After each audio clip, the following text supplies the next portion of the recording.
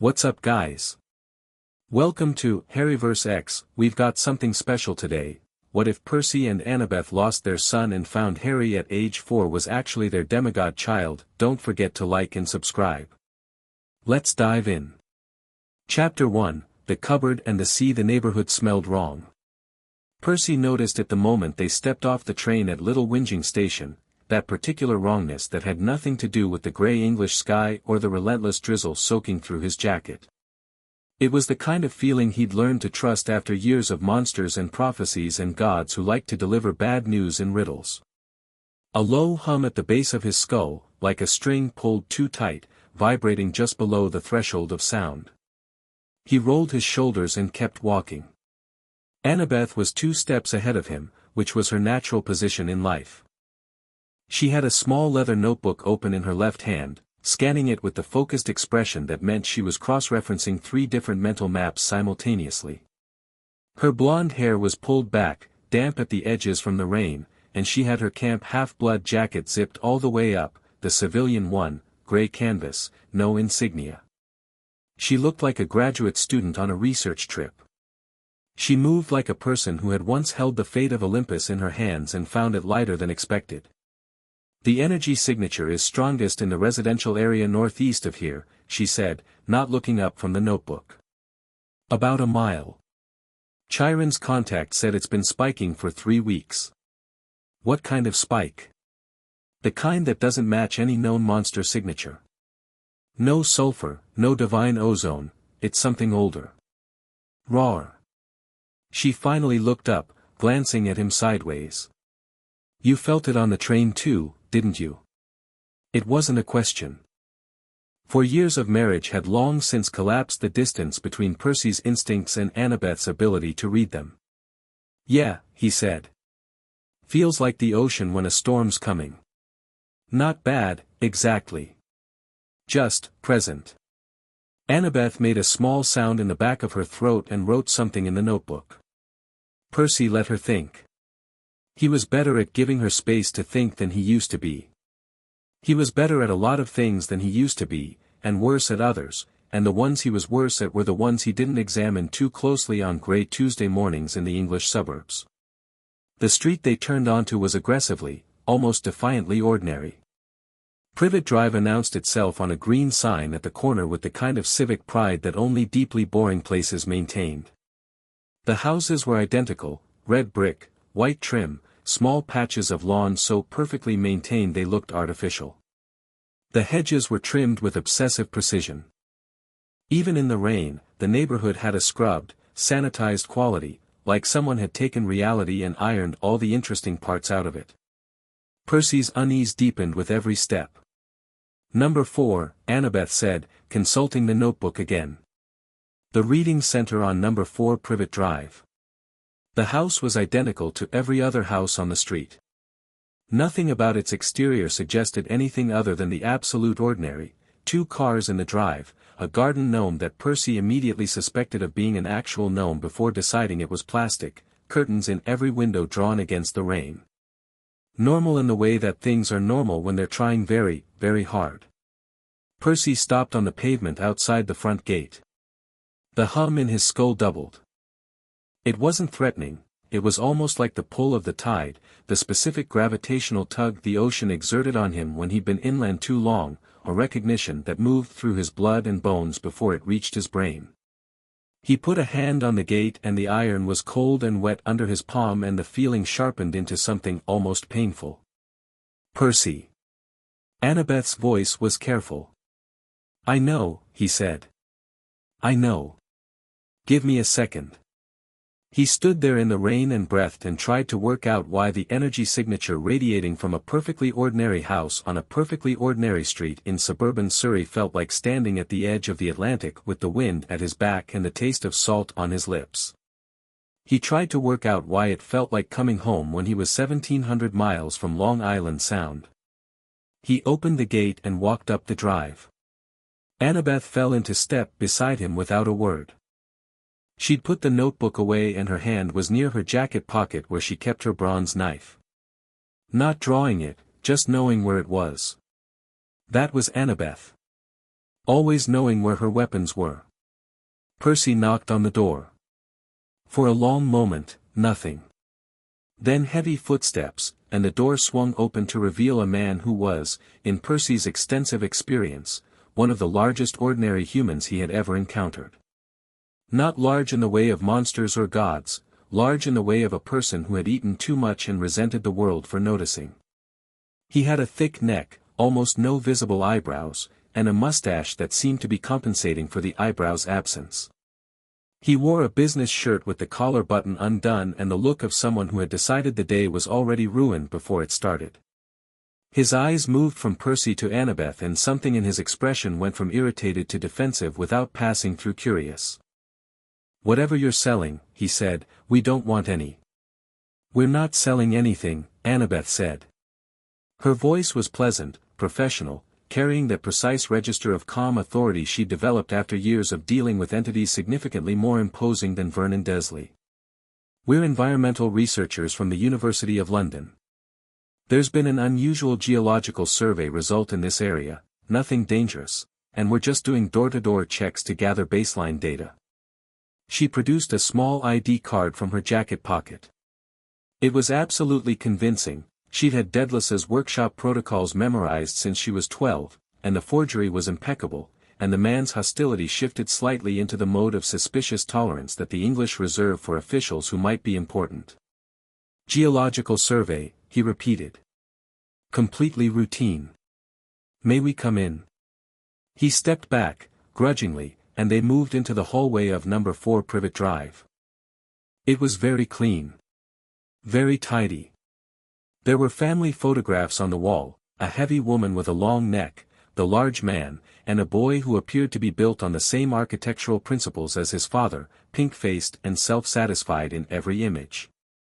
The photographs tracked the boy from infancy to what looked like age 4 or 5, progressive documentation of a child who was very much loved and very much shown to be very much loved. Percy stopped in front of the photographs. There were 4 people in some of them. In the earlier ones, the boy as a toddler, maybe 1 or 2 years old, there was a second child. Darker, smaller, holding something Percy couldn't quite make out. In every photograph, the second child was slightly out of focus, slightly turned away, as if whoever had taken the picture had made a consistent, unconscious effort to point the camera elsewhere. He felt Annabeth's hand touch the back of his wrist. Light, brief, barely there. "We were hoping to take some readings in different rooms," she was saying to the large man, Vernon, a plaque on the coat rack confirmed, "if that's not too much trouble. We'll be very quick." "The wife's out," Vernon said, which seemed relevant to him in a way that wasn't entirely clear. "And the boy is resting." "Which boy?" Percy asked. Vernon blinked. "My son. Dudley." "You only have one son?" Annabeth asked. Her voice was still professionally neutral. Only Percy heard what was underneath it. "Of course I only have one son," Vernon said, in the tone of a man who has given this answer before, who has practiced it, who has the defensiveness of someone rehearsing a line they're not entirely sure of. "What kind of question is that?" Percy turned away from the photographs and looked at the hallway. Really looked at it, the way Annabeth had taught him. Not just the surface but the structure, the space, the ways a house was organized around what it prioritized and what it hid. The staircase went up to the right. Under the staircase, beneath the angle of the steps, there was a small door. Wooden, with a latch on the outside. A bolt, actually. A bolt on the outside. He looked at the bolt for a long time. "What's in there?" he asked. Vernon's face did something complicated. "Storage," he said. "Cupboard space." "Right," Percy said. He crossed the hallway in 4 steps and pulled the bolt back before Vernon could move or speak and opened a small door under the stairs. The smell hit him first. Small, enclosed, slightly damp. A child's smell, not clean laundry and baby powder, the way Dudley's photographs smelled of prosperity and indulgence, but something simpler. Something spare. A thin mattress on the floor, barely visible in the dimness. A broken toy soldier in one corner. A child's drawing tacked to the inside of the door with a single piece of tape, crayon waves and a stick figure standing in blue water. And in the middle of the mattress, curled on his side with his knees drawn to his chest, was a small boy. Percy crouched in the doorway. His heart had stopped doing anything normal somewhere between the bolt and the crayon waves, and it wasn't really recovering. The boy was thin.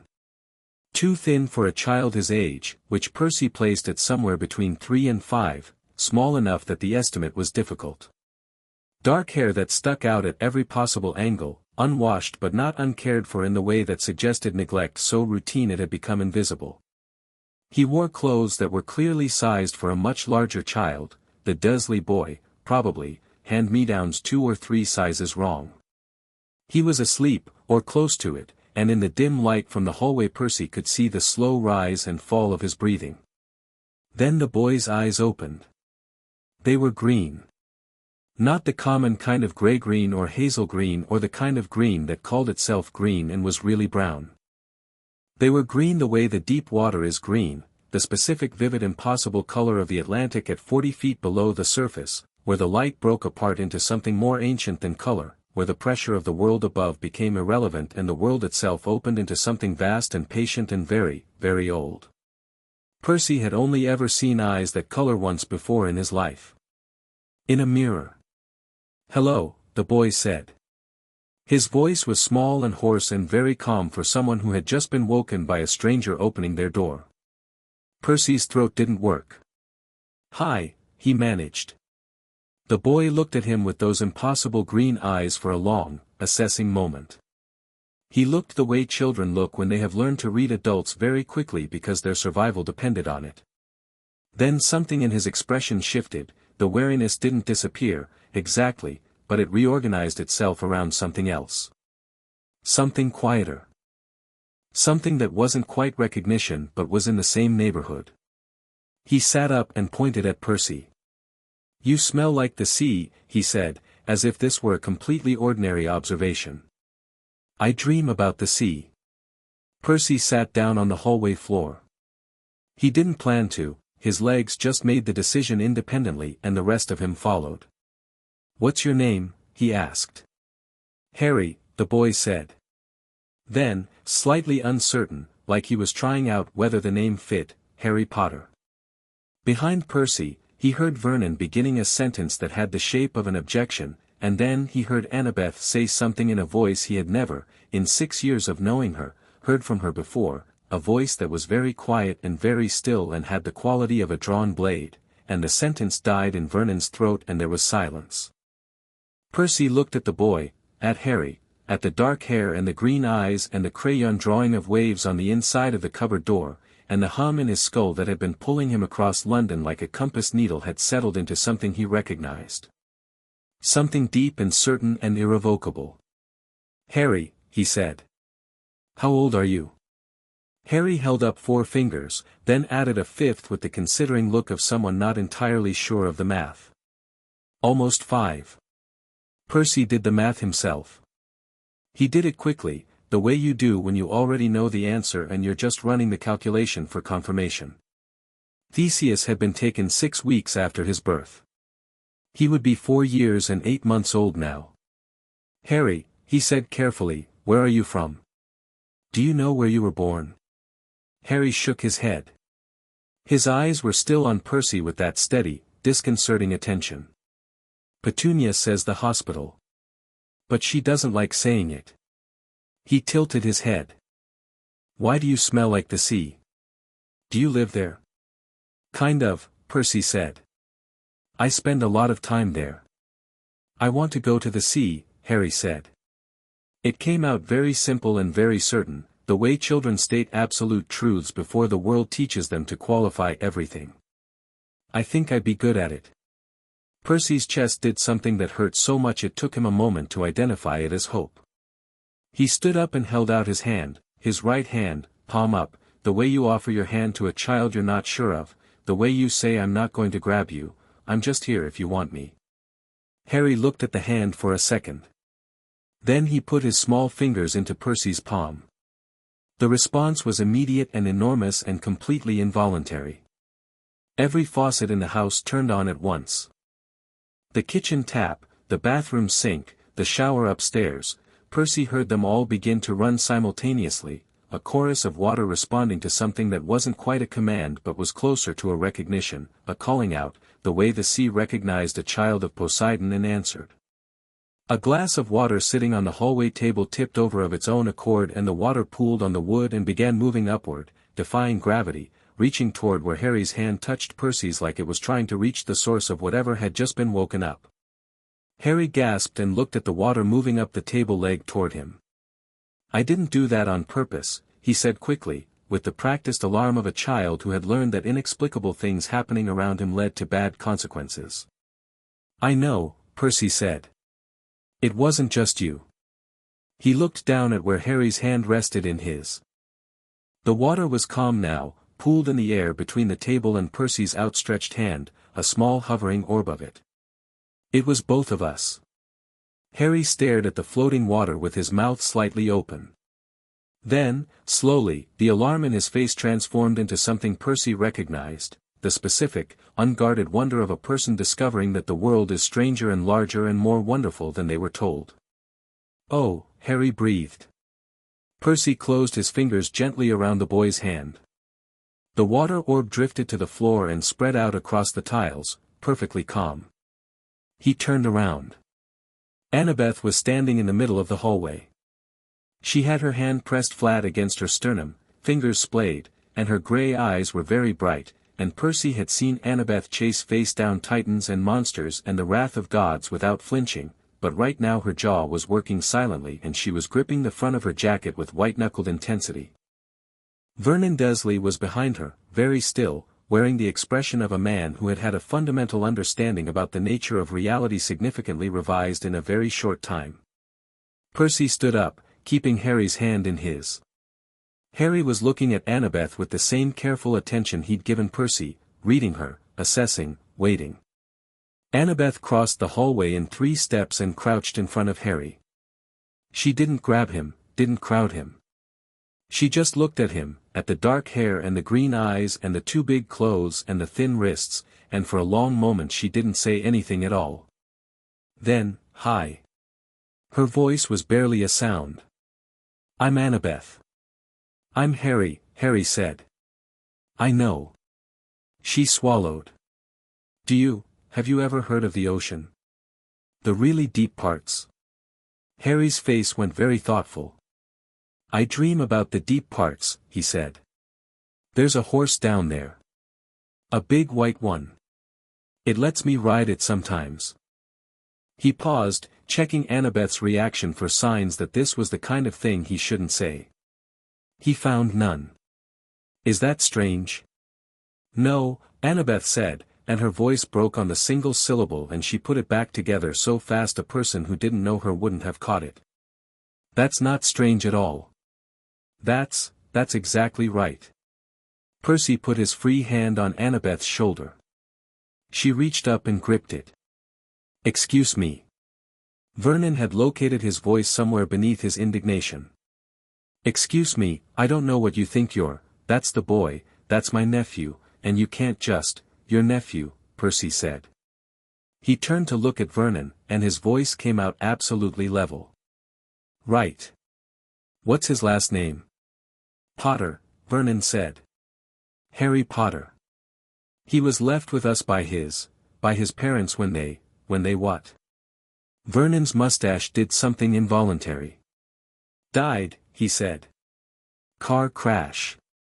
Very tragic." "How old was he when you took him in?" "Just over a year." "And you put him in a cupboard?" It wasn't a question. The 3 words sat in the hallway between them and they were very, very heavy. Vernon went red. "He has a room, he has a mattress under the stairs," Percy said. "With a bolt on the outside of the door. He has a drawing of waves on the inside of the door." He looked at Vernon Dursley for a long moment. "I'm a son of Poseidon," he said conversationally. "That means the ocean does what I ask it to." It also means I can pull every water molecule out of a human body, and it really doesn't go well for the body." He paused. "I'm telling you that not because I plan to do it, but because I want you to understand what kind of person you're talking to when you say the word nephew to me again." Vernon had gone from red to white. His mouth was open. Percy picked Harry up. Harry went with the same uncanny ease he'd shown since opening his eyes, not passive, exactly, but not resistant, settling against Percy's shoulder with the immediate naturalness of a child who had made an instinctive, irreversible decision. His head came to rest against Percy's neck, and Percy could feel his breathing, slow and even, and the tide-pool warmth of the divine blood they shared hummed between them like a plucked string vibrating back to stillness. "We're taking him," Annabeth said. She had stood up, and the softness was gone now, replaced by the clean architectural certainty she deployed when she had already run all the numbers and knew exactly what she was doing. "If you want to discuss this with a lawyer, here's a number." She produced a card from her jacket and held it out to Vernon. He didn't take it. She set it on the hallway table. "The card goes to a Greek law firm with divine backing in 17 jurisdictions. They've been waiting for something to do for about 3 years, and they will be genuinely delighted to have a case. Your call." She walked to the front door and opened it. Percy followed her, Harry still against his shoulder. The boy's dark-haired head a warm weight that he was not, under any circumstances, going to put down. He stepped over the threshold of number 4 Privet Drive and out into the grey English rain, and the rain felt clean and honest after the pressed, defensive air inside, and he breathed it in and let it settle. "You feel that?" he murmured to Harry. Harry lifted his head slightly from Percy's shoulder and turned his face up to the rain. His eyes closed. A small smile appeared on his face, not a performance of happiness, the kind of smile that appears at the edge of the mouth when the body is quietly content before the mind catches up. "Yeah," Harry murmured back. "The rain is listening." "It does that," Percy said. "Around people like us." Annabeth was already on the pavement, her phone to her ear, which meant she was calling Chiron, which meant the machinery of the Greek divine world was about to begin moving in the direction of Little Whinging. Surrey and Vernon Desley would need a lot more than a law firm. She was speaking quietly and quickly, and Percy caught fragments: positive ID, physical confirmation. The water responded immediately, and he didn't catch the rest because Harry had tilted his face back down from the rain and was looking at him very directly with those ocean-deep eyes. "Are you taking me somewhere?" Harry asked. "Not afraid. Just asking." "Yes," Percy said. "Somewhere better than the cupboard?" "Significantly better than the cupboard." Harry considered this with serious 4-year-old gravitas. "Will there be the sea?" "Eventually," Percy said. "We'll get there." Harry seemed to process this. He looked at Annabeth on the phone, at the grey street, at the rain-soaked ordinary houses of Privet Drive with their tended gardens and their sealed lives. He looked back at Percy. "Okay," he said, with the decision-making efficiency of a child who has been waiting a very long time for something to make sense and has finally found something that does. "Okay. That's good." Percy pressed one hand flat against the back of Harry's head and held on. Down the street, every puddle on Privet Drive had begun moving, not flowing, exactly, but orienting, turning themselves toward where Percy stood on the pavement like compass needles finding north. Not a dramatic display. Not a summoning. Just the quiet recognition of water finding its own. Annabeth finished the call and came back to them.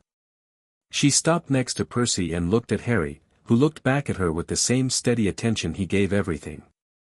She reached out and touched his cheek very briefly with the back of her hand, a check, a confirmation, a gesture that meant everything and looked like nothing.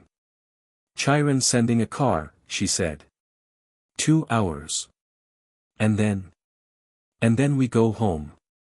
She said home in a voice that meant something more than a physical location, meant Long Island Sound and saltwater and the world they had built and the part of it that had been missing for 4 years and 8 months that was currently sitting on Percy's hip, looking at puddles. "What about the prophecy?" Percy asked. He said it carefully, quietly, with Harry right there. Chiron said the surge has been building for 3 weeks. That doesn't happen by accident.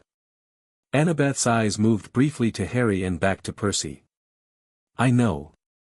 I have theories. Of course you do.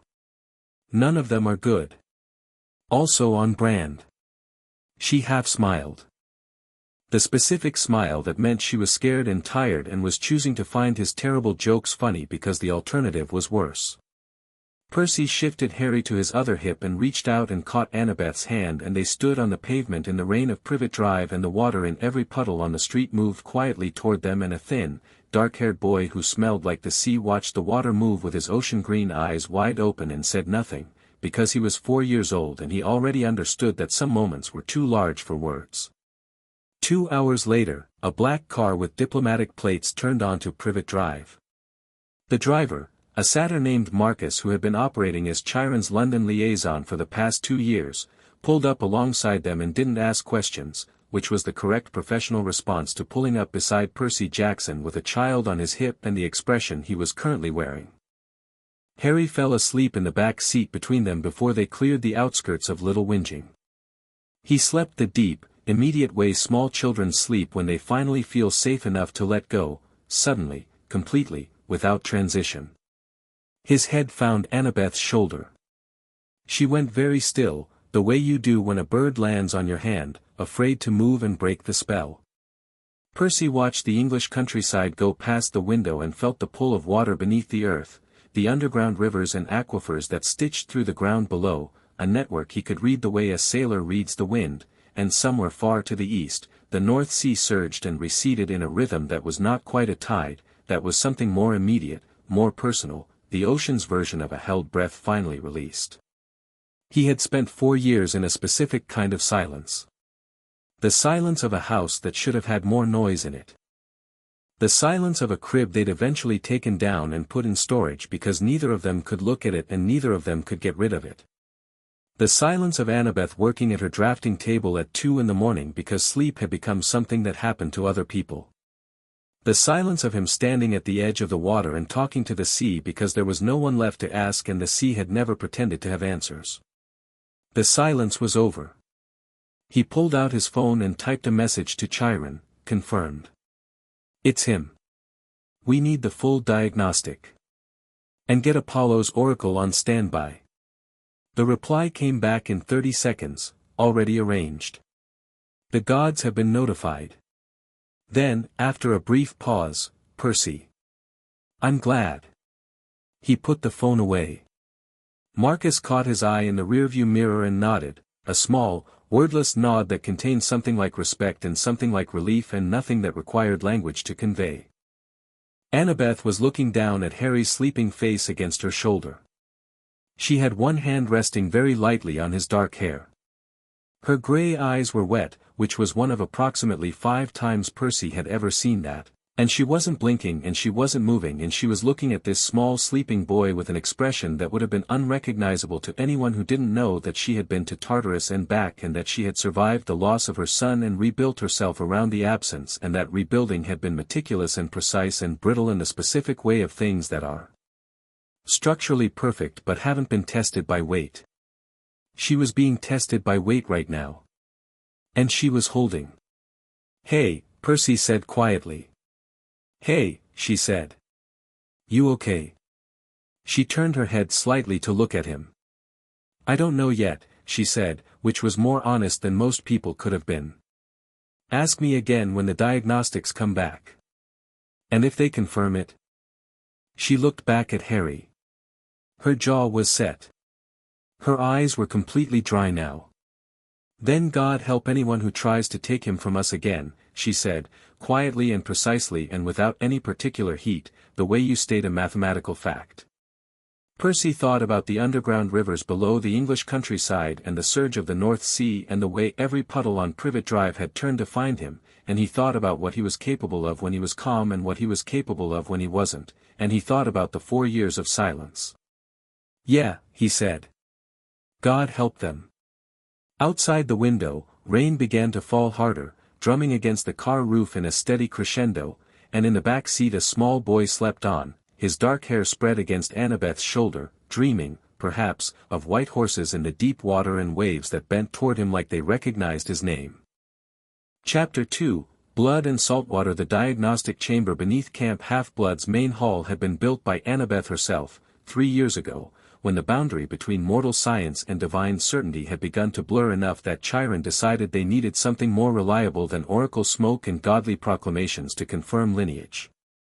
It was a circular room carved into the bedrock of Long Island, walls inlaid with every divine metal known to Greek mythology, celestial bronze and Stygian iron and silver from Artemis's own forges, and in the center stood a basin of water drawn directly from the Atlantic that was refreshed every full moon and never quite went still.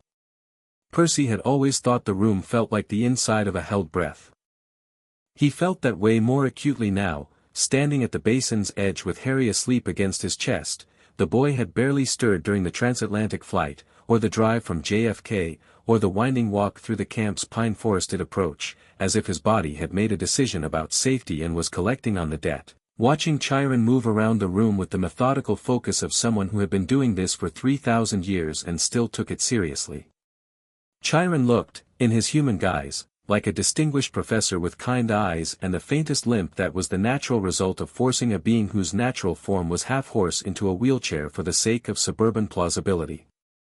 He moved around Harry with a bronze measuring instrument Percy didn't have a name for, taking readings that left small phosphorescent traces in the air.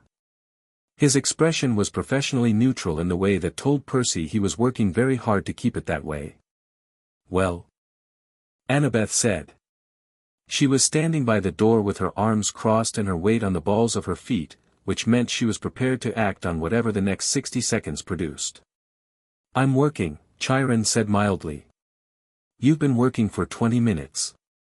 Lineage diagnostics of this complexity, Chiron." He lowered the instrument and looked at her. Then he looked at Percy. Then he looked at the sleeping boy with his head resting on Percy's collarbone and his dark hair catching the blue-green glow of the basin water. "The divine markers are unmistakable," he said. He sounded like a man confirming something he already knew and had known since the moment they'd walked in. Poseidon's bloodline runs through him as clearly as it runs through Percy. The Athena markers are more subtle, they always are, they tend to manifest in architecture of thought rather than direct power, but they're there. The ratio and signature are consistent with a child who carries both lines in full. The room was quiet for a moment. "Consistent with," Annabeth said carefully. "Not consistent with," Chiron corrected himself, and his voice was gentle. "Identical to." The probability of a child carrying this exact genetic divine signature who is not the biological offspring of Percy and Annabeth Jackson is. He paused, and in the pause was 4 years of grief and 200 miles of English countryside and a small door with a bolt on the outside. Statistically non-existent. Percy exhaled. It was not a quiet or dignified exhalation. It was the kind of breath that happens when you've been holding something for 4 years and 8 months and your body has forgotten what it feels like to not be bracing against the weight of it, and then the weight is simply gone. The sound that came out of him surprised even himself. He turned away from Chiron and stood facing the basin, the glowing water, and pressed his lips against the top of Harry's head and kept them there. Harry stirred slightly. "See," he murmured, half asleep, responding to something in the room that even unconscious he could apparently sense. "Yeah," Percy said against his hair. "Yeah, buddy." Annabeth made a sound behind him. A single sharp intake of breath, efficiently suppressed. He didn't turn around, she wouldn't want him to, not right now, not while she was putting herself back together, but he heard her cross the room and then her hand was between his shoulder blades, flat and steady, and they stood there at the basin for a moment that belonged to nobody else. "There's more," Chiron said. Percy turned around. Chiron had moved to the far wall, where a secondary panel of diagnostics had been laid out, older instruments, these ones, bronze and bone and something that might have been ivory. He was looking at a reading with an expression Percy associated with bad news being assembled into the least catastrophic possible shape. "The markers show signs of displacement," Chiron said carefully. "Divine lineage doesn't simply erase itself. Even when a child is placed with a mortal family, the signature remains stable. But in this case, he indicated a section of the readings that meant nothing to Percy and apparently meant a great deal to Annabeth, who had crossed the room to look at it and whose jaw had gone tight. In this case, there are traces of a layering process. Something has been placed over his natural signature. Not to hide it, these aren't concealment wards, Percy. They're more sophisticated than that. Something has been written over his identity. At a very fundamental level. Written over, Percy repeated. The magical equivalent of a palimpsest. His original divine signature is intact beneath it, which is why our diagnostics can read it. But on the surface, the level at which the mortal world perceives things, including wizarding detection magic, which works on a similar but distinct frequency, he presents as something else entirely. As a purely magical child. As a wizard. As Harry Potter. Annabeth turned from the wall. The abduction wasn't random, she said. It came out flat and certain, the tone of someone who has been running a theory for 3 years and just had it confirmed. This wasn't a smash and grab. Someone took him and then deliberately recoded his surface identity. That takes extraordinary skill.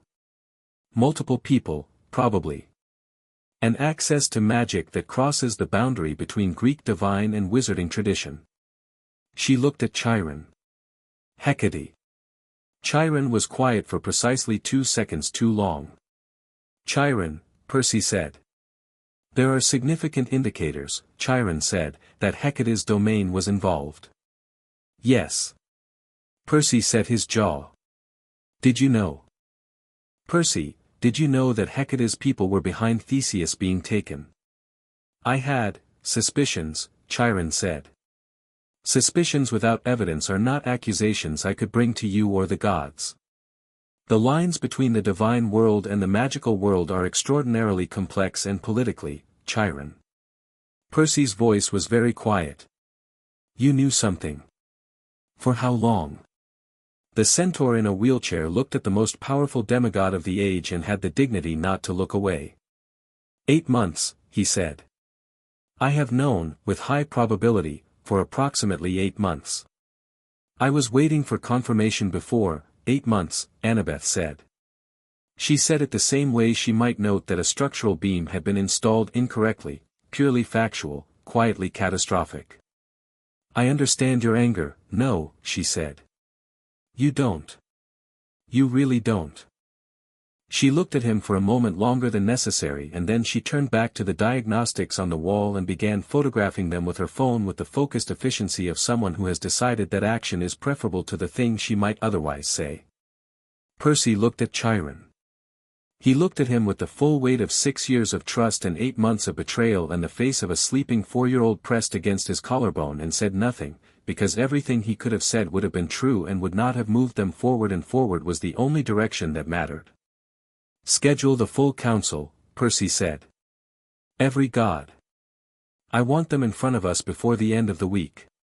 Percy, summoning the full Olympian, schedule it, Percy said, or I call my father directly and he schedules it for you. He paused. Your call, Chiron. Chiron looked at him. Then he nodded. Percy walked out of the diagnostic chamber with his son asleep on his chest. Luke Castellan was waiting in the hallway outside. He was leaning against the stone wall with his arms crossed, wearing civilian clothes, dark jacket, plain boots, and the expression of a man who has been standing in a hallway for an uncertain amount of time because he didn't feel entitled to go in and didn't feel capable of going far enough away to have real distance. The scar on his face had faded in the years since his death and return, a long story, the kind that involved specific bargains with specific underworld entities, but it was still visible in certain lights, a line from cheekbone to jaw that gave his face a permanent quality of consequence. He saw Percy come out with Harry and something happened in his face that he immediately controlled, but not fast enough. Hey, Percy said. Hey. Luke looked at Harry. Harry, who had opened his eyes at the new voice and was observing Luke with the same steady assessment he gave everything. So it's true. Yeah. Luke nodded. He was quiet for a moment, which was not natural to him, He had always been the kind of person who filled silences with movement and bravado and the slightly too bright energy of someone who needed to be seen. The years since his return had sanded some of that down. What was left was sharper and quieter and more honest. "I need to tell you something," he said. "Okay. You should know I've been carrying this for a while and I'm not." He stopped. "Tried again. I heard something. 3 years ago. Through the information network, one of my contacts in the Hecate faction. Just fragments. About a child. A divine child being relocated. Recoded." His jaw worked. "I didn't know it was Theseus. I didn't know it was yours. I want you to understand that. I'm not, I would never." "What did you do with the fragments?" Percy asked. Luke met his eyes. "I sat on them for 2 months because they didn't connect to anything definitive. Then I passed them to Chiron." He paused. "I didn't know what he did with them after that." Percy processed this. Harry was watching Luke with thoughtful intensity. "You like horses," Harry said suddenly. Luke blinked. "What?" "You smell like the stables," Harry said. "The ones down the hill. The horse smell is nice." A faint smile crossed Luke's face against his obvious intention not to smile. "Yeah," he said. "I've been helping out with the new intake. The Pegasi like me for some reason." "Maybe because you're sad," Harry said matter-of-factly. "Horses like sad people." Luke looked like he'd been hit by something small and moving very fast.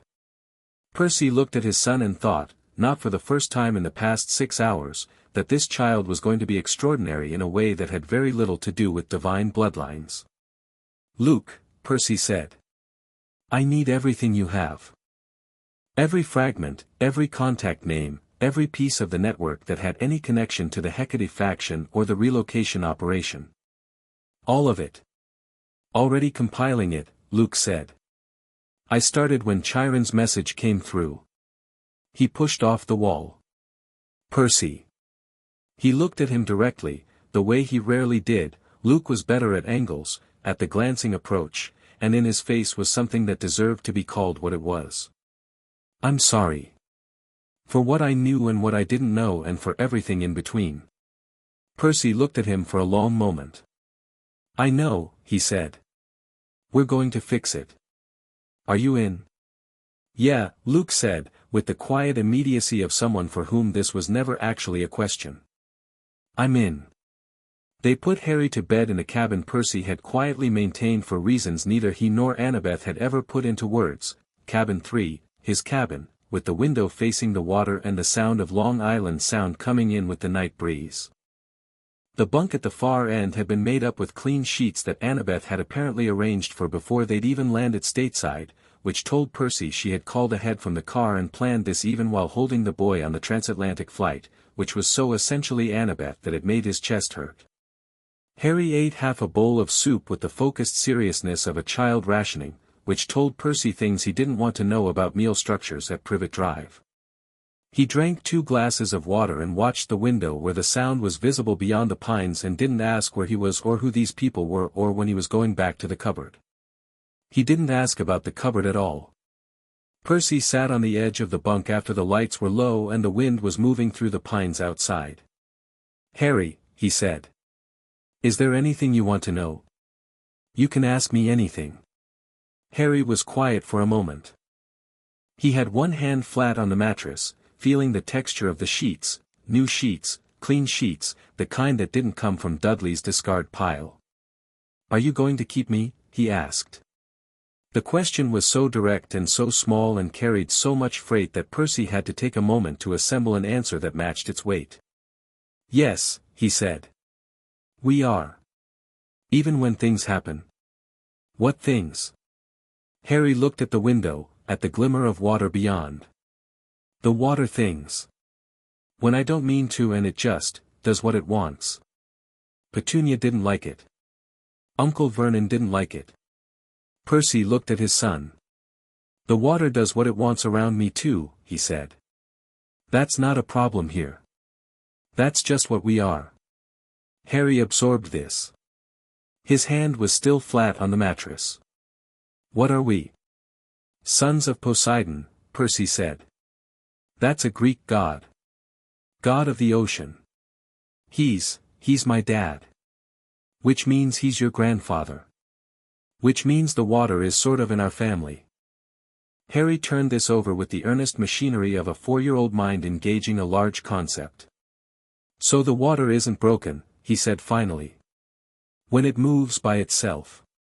It's not broken. No, Percy said. Not even a little bit. Harry looked at him. The green eyes were very direct in the low light. Annabeth is your wife, he said. I know because you keep standing next to each other the same way Aunt Petunia stands next to Uncle Vernon, except you look like you actually like each other. Percy laughed, a real one, sharp and surprised. Yeah. She's my wife. Is she going to keep me too?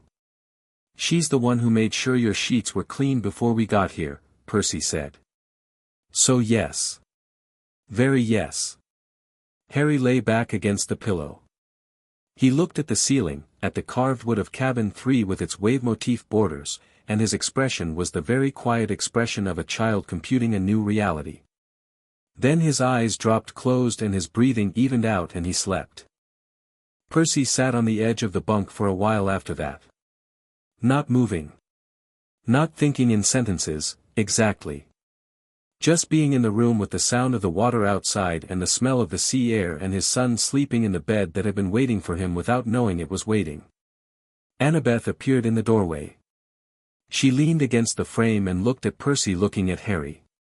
Poseidon's aware, she said quietly. The ocean surge we triggered in Little Whinging got his attention. I think he's known since before we called Chiron. Of course he has, Percy said. He's been waiting for me to figure it out. He sent a message through the water at the dock.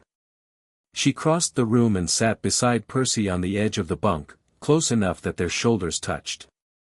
He says the full divine council will convene in 3 days. He's called it himself. Percy looked at her. Poseidon called a full Olympian council. Apparently losing a grandchild to a cross-mythological conspiracy motivated him to use his voting rights. She paused. I think he's angry, Percy. Really angry. Not asking rhetorically any more angry. Percy thought about what Poseidon angry on his behalf looked like. He thought about the ocean and the storms and the history of what happened when the Lord of the Seas decided something was no longer acceptable. Good, he said. They sat together in the dark cabin and listened to Harry breathe, and outside the water of Long Island sound moved with a specific, deliberate rhythm that had not been present that morning. Apollo's oracle came to them the next morning. The oracle at Camp Half-Blood had changed with the years. Rachel Elizabeth Dare, red-haired and sharp-eyed, no longer the terrified vehicle she'd once been but a willing and accomplished conduit who had learned to navigate the prophetic space with something approaching methodology. She found Percy and Annabeth at the dock before breakfast, which meant she'd been awake before sunrise, which meant the oracle had pushed through her sleep. You need to hear this now, Rachel said, without preamble. She sat down on the dock beside Percy and took a breath. I've been getting it in pieces for 3 days. Since before you found him. Tell us, Annabeth said. Rachel's eyes went the green gold of active prophecy. Her voice dropped into the dual register, her own voice and something older beneath it, like a second instrument playing the same melody a half-step lower.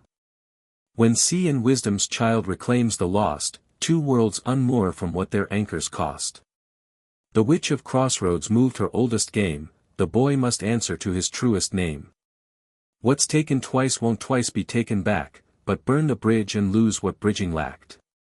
The son of wave and craft must choose his tide, 1 world abandoned, or 2 worlds allied. The dock was quiet for a moment after Rachel's eyes cleared. 2 worlds allied, Annabeth said immediately, turning the lines over in her mind. The sea and wisdom's child is Harry, Percy's line and mine. The witch of crossroads is Hecate. The oldest game, whatever scheme she's been running. She was pacing now, 3 steps one way, 3 steps back, the way she thought. The true name is interesting. He's been coded as Harry Potter. His actual name, Theseus, Percy said. Right. But the prophecy says he has to answer to his truest name. That might not just be about what we call him. It might be about identity. The full scope of what he is. She stopped pacing. The choice at the end, one world abandoned or 2 worlds allied. That's the fulcrum.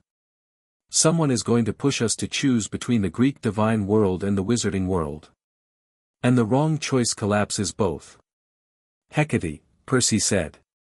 Or whoever's working with her. Annabeth looked at Rachel.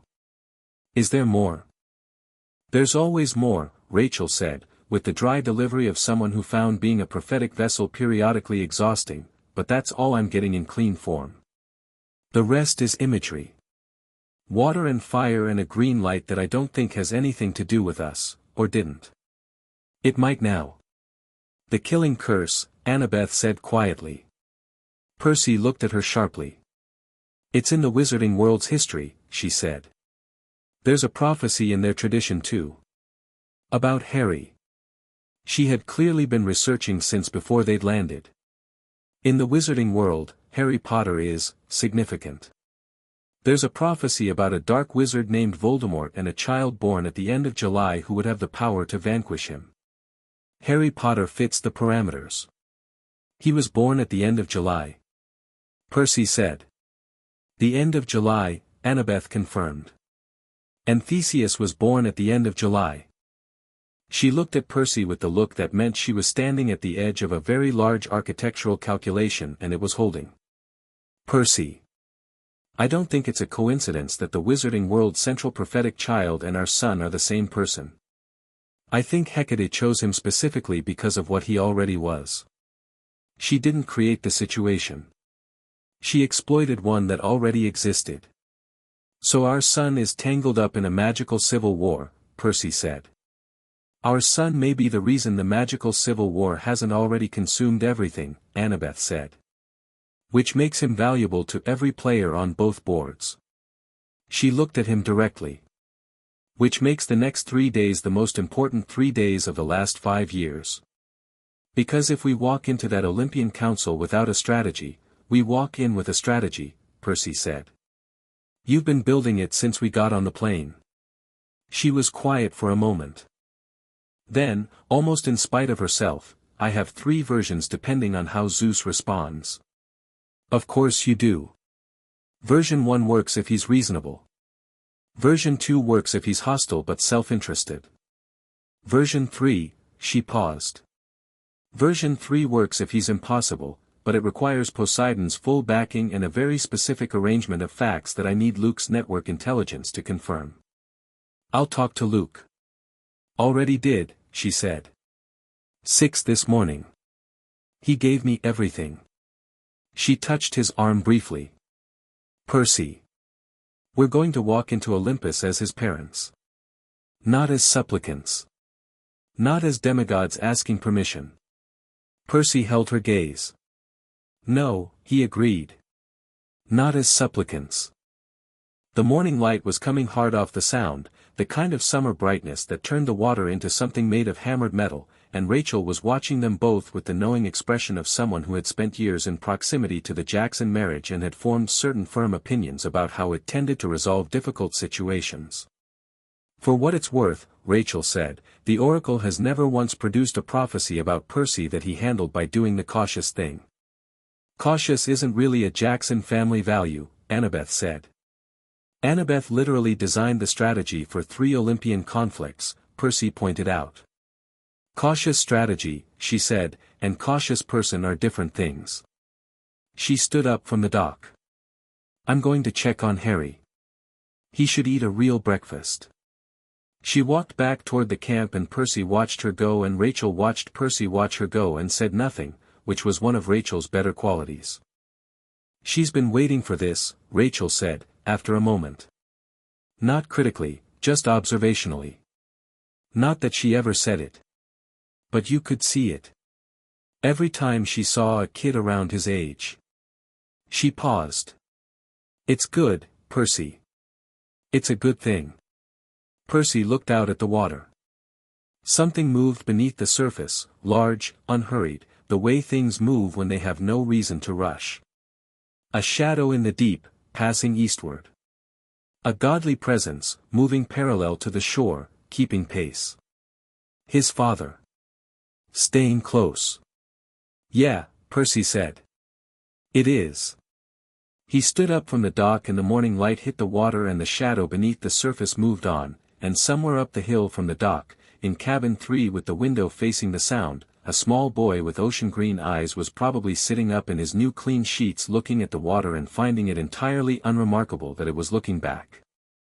The intelligence from Luke's network came through before noon. Annabeth spread it across the war room table, physical printouts, because she didn't trust anything this significant to a screen, and Percy stood across from her and Luke sat at the end and they went through it the way they went through everything important, which was systematically and with the particular focused quiet of 3 people who knew the cost of missing details. The picture that assembled itself was not simple. A faction within Hecate's demigod children, not Hecate herself, initially, or at least not officially, had been operating on the margins of both the Greek divine world and the wizarding world for a decade. Their motivation was not straightforwardly malicious.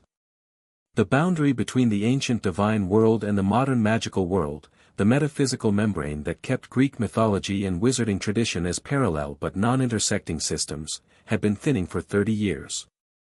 Not dangerously, not immediately, but measurably. Hecate, as goddess of magic, crossroads, and the in-between spaces of the world, had felt this more acutely than any other divine entity.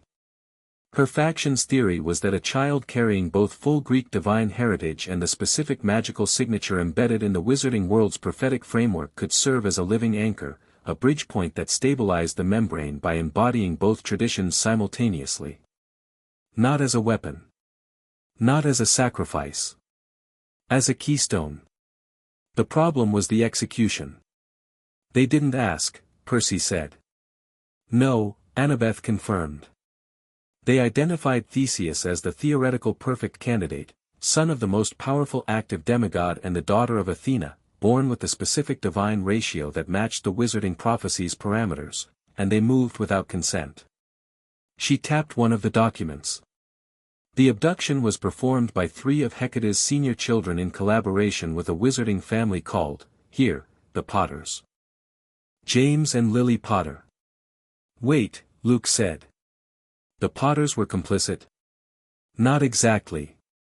Annabeth pulled a different sheet. This is where it gets complicated. The Potters were also operating under a different understanding. They were told, by Dumbledore, the headmaster of the wizarding world's primary magic school, that their son, their actual biological son, was the subject of a prophecy that would make him a target. They were in hiding. Their son was in danger. She paused. The evidence suggests the Hecate faction didn't replace the Potter's son. They replaced the situation. They used the Potter child's documented magical signature as a template for the surface coating they placed over Theseus. The Potters believed their son was safe with a godly-backed concealment. They didn't know, or at least didn't fully understand, that the child would be physically relocated. And the actual Potter child?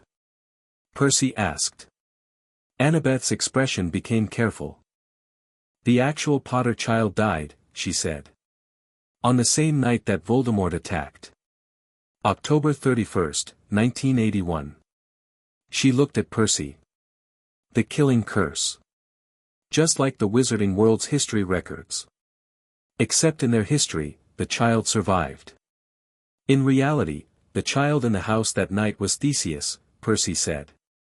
And the killing curse hit a child carrying the full bloodline of Poseidon and Athena, Annabeth said. 2 of the most powerful divine lines in existence. A curse designed to kill mortals and minor magical beings. She looked at Percy steadily. It didn't work. Obviously. The war room was very quiet. Percy thought about a specific scar. A lightning bolt scar on a small boy's forehead, in a location that suggested a close impact.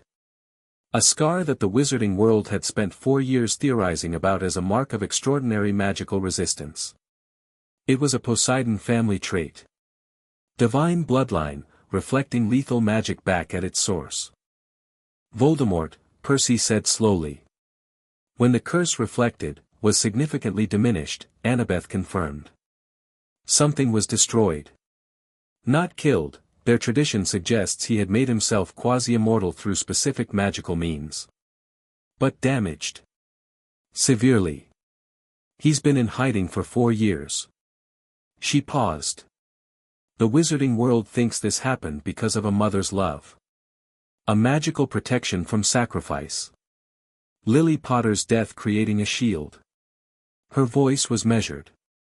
That's not nothing, death magic is real and its power is real. But it's not the whole story. The full story is that Voldemort's killing curse hit a child of Poseidon and Athena and the ocean bounced it. Luke made a sound that was almost a laugh, then stopped himself. Poseidon's family is just constitutionally incapable of dying conveniently, he said. Neither Percy nor Annabeth contradicted this. Percy sat down. He sat down slowly, the way you do when the weight of what you're processing is better managed from a position closer to the ground.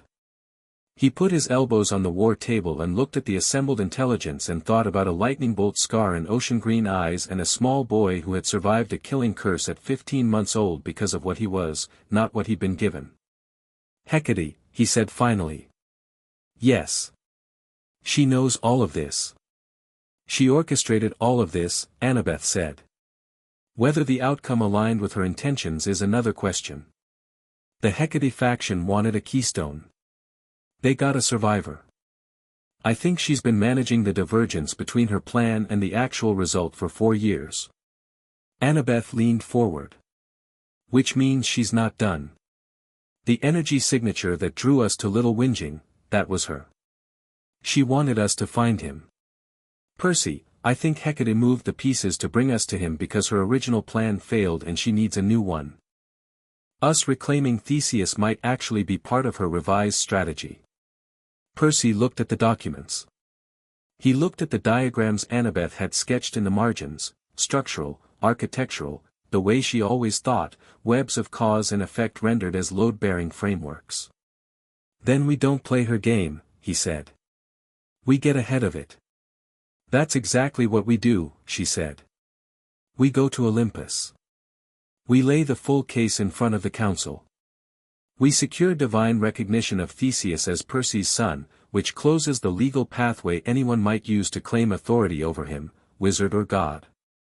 And then we find Hecate and we have a conversation about what she actually wants and whether she's going to cooperate or become a problem. Do we include her in the council meeting? Annabeth thought. No, she said. We don't show her our hand until we have the council's backing. Then we approach her on our terms. Luke looked between them. What about Dumbledore? Percy and Annabeth both looked at him. He's going to notice the boy is gone from Privet Drive, Luke said. If he has detection magic on the house, he already knows. He's been managing the wizarding world's version of this situation for 4 years. He has resources. He paused. He's not going to just let it go. He's going to have to, Percy said. Percy, he took my son, Percy said, had him coded with a false identity, placed with people who put him in a cupboard, and called it protection. Whatever his reasons, whatever his greater good, I have exactly zero interest in his opinion of what happens next. Luke absorbed this. He nodded slowly. Okay, he said. I'm just saying, we should be prepared for the contact. I'm prepared, Annabeth said, and she said it in the tone that meant she was prepared in the Annabeth sense, which was an entirely different and significantly more comprehensive thing than ordinary preparation. They worked through the afternoon. Harry came to find them around 2 o'clock, led by a camp nymph named Phoebe who had apparently decided he was her personal responsibility and spent the morning introducing him to the camp's less dangerous residents. He appeared in the war room doorway with a strawberry in each hand and the thoughtful expression of a child who has spent a morning discovering that the world is significantly stranger than advertised and has found this interesting rather than alarming. "There are horses that fly," he announced. "Pegasi," Annabeth said, not looking up from the documents. "Yes. One of them let me touch its nose." "That's unusual," Percy said. "They're picky about who they let near them." Harry looked at Percy with a gleam that Percy recognized as familial. "I think it was because I smelled like the sea," he said. "Same reason as the horses in my dreams." Percy looked at his son standing in the doorway with his strawberries and his too big borrowed camp shirt and the scar on his forehead catching the afternoon light and thought about Poseidon's bloodline and Athena's intelligence and the Atlantic Ocean bouncing a killing curse and 4 years of a specific silence. "Yeah," Percy said. "Probably exactly that reason." Harry came into the room and climbed into the empty chair next to Percy with the efficiency of a child installing himself in a location he's decided belongs to him. He looked at the documents on the table with interest. "Are those maps?" "Some of them," Annabeth said. "I like maps," Harry said. "I used to draw them. In the cupboard. Maps of places I hadn't been." Annabeth looked up from the documents. She looked at Harry. Harry looked at the documents with the absorbed interest of a small person who has found something that resonates with something deep and structural in his brain, the specific focus of a mind that is going to be, in about 14 years, absolutely formidable. Annabeth set down her pen. She picked up a blank piece of paper and slid it across the table to Harry with a pencil. "Show me," she said. Harry picked up the pencil and without hesitation began to draw a coastline. Not an imaginary one, a specific one, rendered with the confidence of a child drawing something they have seen, even if the seeing has only ever happened inside their own head. A bayed coast with islands and a harbor and, at the center, something that might have been a mountain. Percy looked at the drawing. It was Long Island Sound. It was the view from the cliffs above Camp Half-Blood, the specific geography of the place where Percy had spent his summers since he was 12, rendered by a child who had never been there awake. "Harry," he said carefully. "Have you dreamed about that place?" "Lots of times," Harry said, still drawing. "It's where I always go when the bad days are bad." Annabeth's hand closed over the edge of the table. Percy put his hand over hers. "This is where we are right now," Percy said. "That's out the window. This is your home." Harry lifted his head from the drawing and looked at the window. Beyond the glass, Long Island Sound caught the afternoon light in exactly the configuration he had drawn. The recognition in his face moved through several stages: surprise, confirmation, then something very quiet and very deep, the expression of a person encountering a fact they have known in some pre-verbal, pre-rational place for a very long time and finding it true. He turned back to the drawing. He added a small figure at the top of the cliff, looking out at the water. "I know," he said, very simply. "I knew it was real."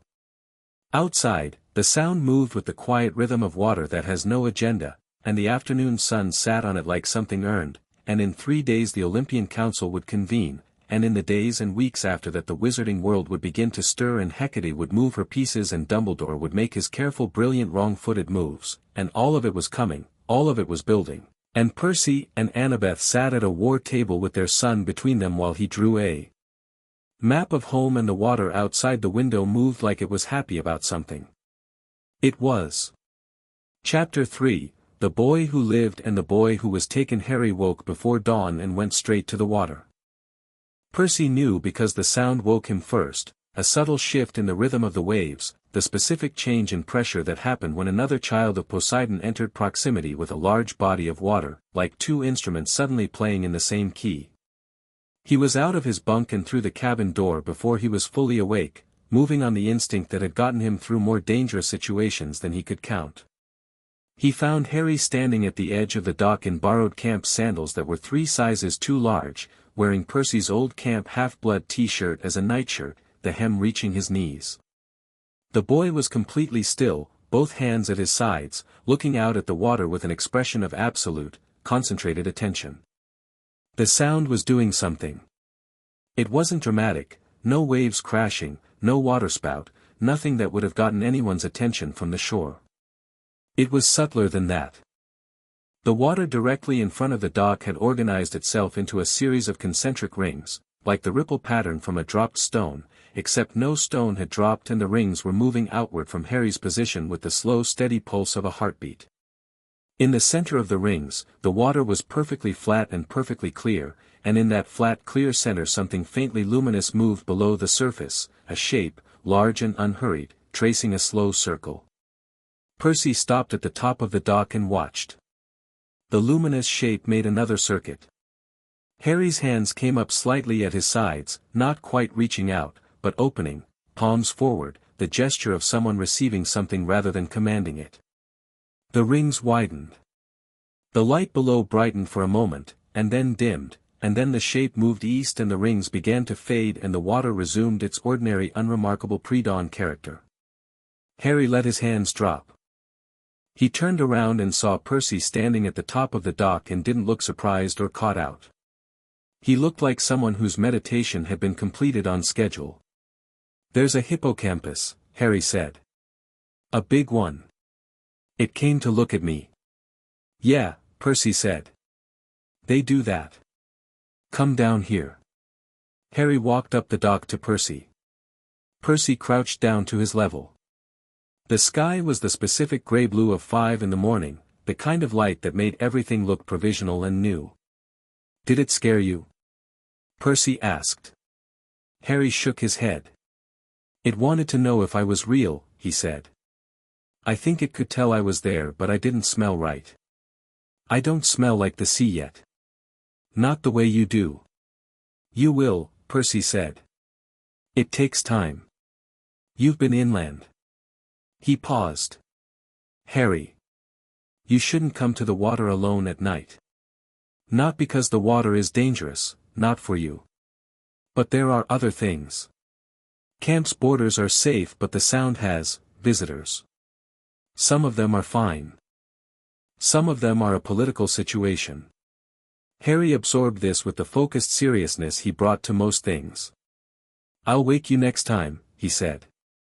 "Yeah. Do that." "You can come with me," Harry said. He said it with the straightforward casualness of a child extending an invitation that they expect to be accepted, not hoping it will be, but simply informing you that the arrangement makes sense. "I don't mind." Percy looked at his son in the pre-dawn light, at the dark hair and the green eyes and the too big t-shirt and the sandals that were falling off his feet with every step, and the tidal pull feeling in his chest that he had been learning to identify as fatherhood, or its sudden onset version, or whatever word applied to the specific experience of loving something so acutely that it reorganized your interior geography. "Okay," Percy said. "Yeah.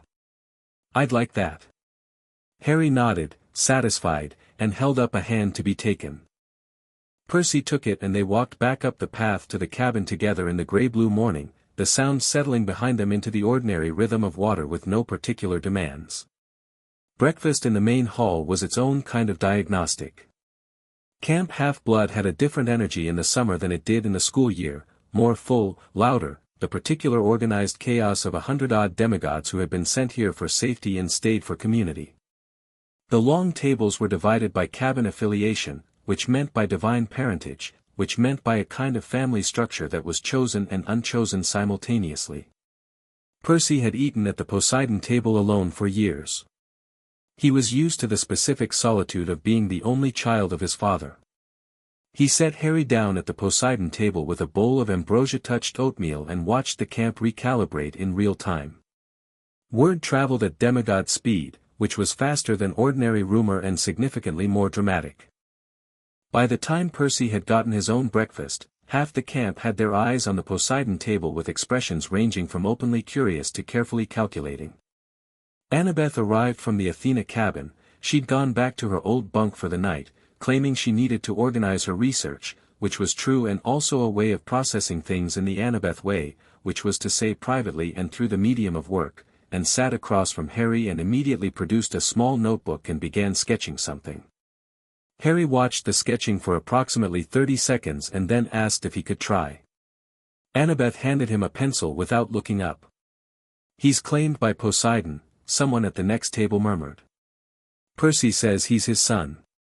Percy's son was, apparently not. Percy ate his breakfast and didn't engage with the ambient noise.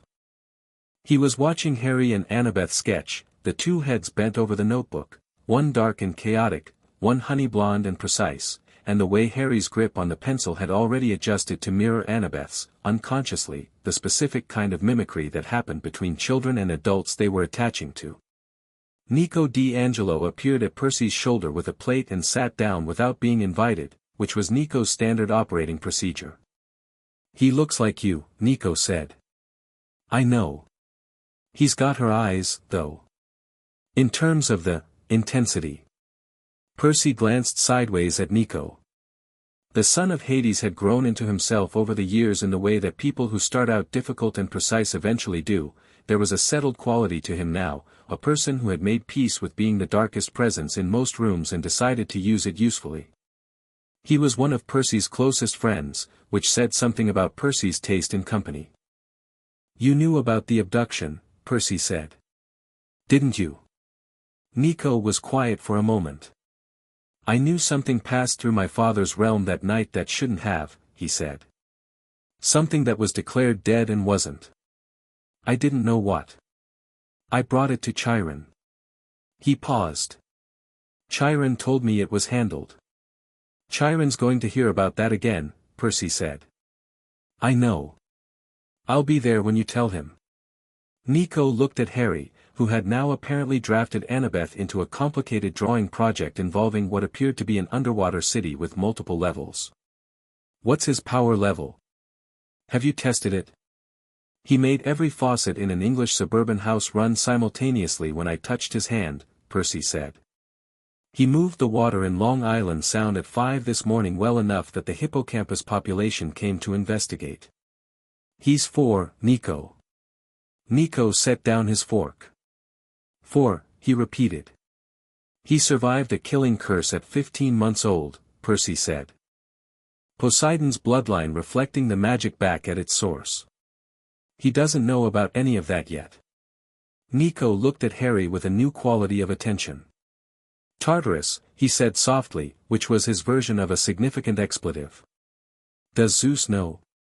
He will in 3 days. He's going to be impossible about it. He usually is, Percy said. That's what Annabeth's version 3 strategy is for. Nico absorbed this. Across the table, Harry had started asking Annabeth questions in a low, intent voice, and Annabeth was answering each one with the precise economy of a person who respects a questioner's intelligence regardless of their age. The dynamic was already there, teacher and student, architect and apprentice, mother and child, all of it layered into a morning conversation about underwater structural engineering. Percy, Nico said. When this goes to Olympus, and when the wizarding world responds, because they will, you need to be careful about one thing. Just one. One in particular. Nico looked at him. The wizarding world's prophecy about him. You said Annabeth confirmed it. The one with the power to vanquish the Dark Lord. If Voldemort is still out there, diminished but not destroyed, then that prophecy is still live. Which means there are people in the wizarding world who believe Harry Potter is the only thing standing between them and something very dark. He paused. They're not wrong. They're just wrong about what Harry Potter is. Percy looked at his son. Nobody, Percy said, with a quiet finality that was not a performance of calm but the actual thing, is writing my son's future in a prophecy without talking to me first. Nico looked at him for a moment. Yeah, he said. I know. He picked up his fork again. I'm just saying. They'll try. The first indication of the wizarding world's awareness came at 11:30.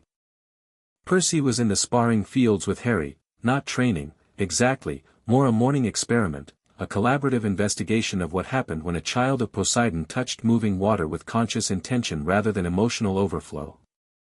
Harry stood at the edge of a practice pool, brow furrowed, hands out, working on something Percy had explained in terms a 4-year-old could work with, the water is already listening. You don't have to shout. Just say what you want. Harry had been at it for 20 minutes with the concentration of someone solving a puzzle they were confident had a solution. The water was responding, tentatively, in the way that new divine instincts operate before they're properly calibrated, occasional surface disturbances and small directed movements, and Harry's expression each time it worked was not surprise but confirmation, the face of a child finding evidence for something they already believed. Percy was watching from the edge when he felt it. An intrusion. Not physical, not yet. Something pushing at the boundary of camp's magical perimeter with a specific kind of polished insistence, the magical equivalent of a knock that expected to be answered. Not aggressive. Methodical. Old. He was on his feet before the camp boundary alarm sounded.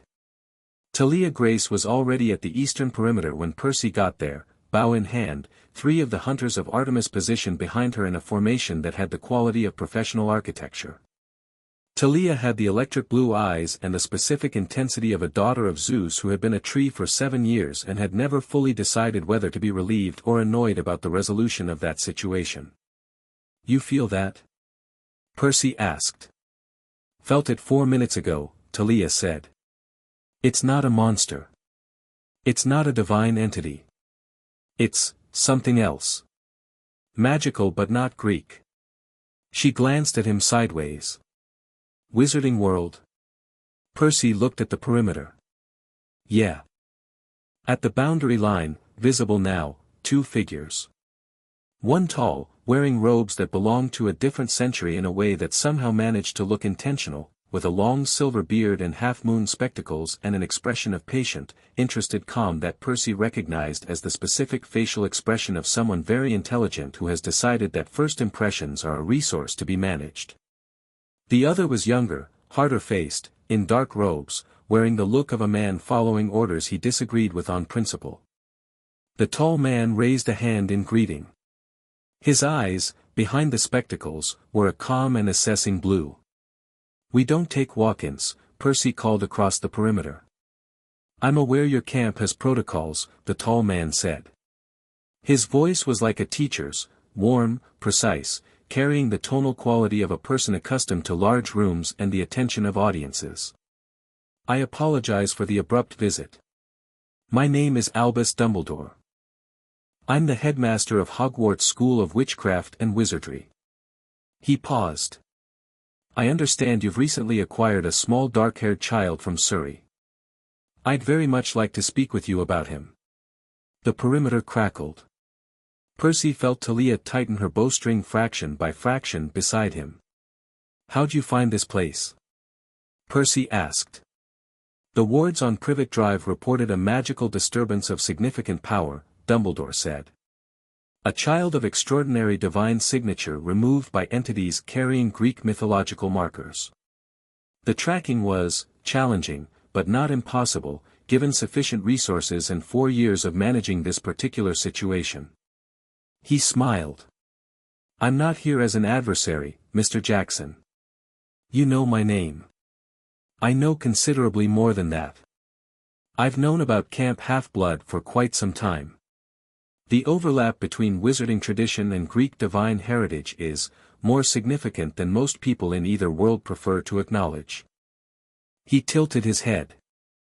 I'm simply asking for a conversation. I think we have several important things to discuss. Percy looked at him.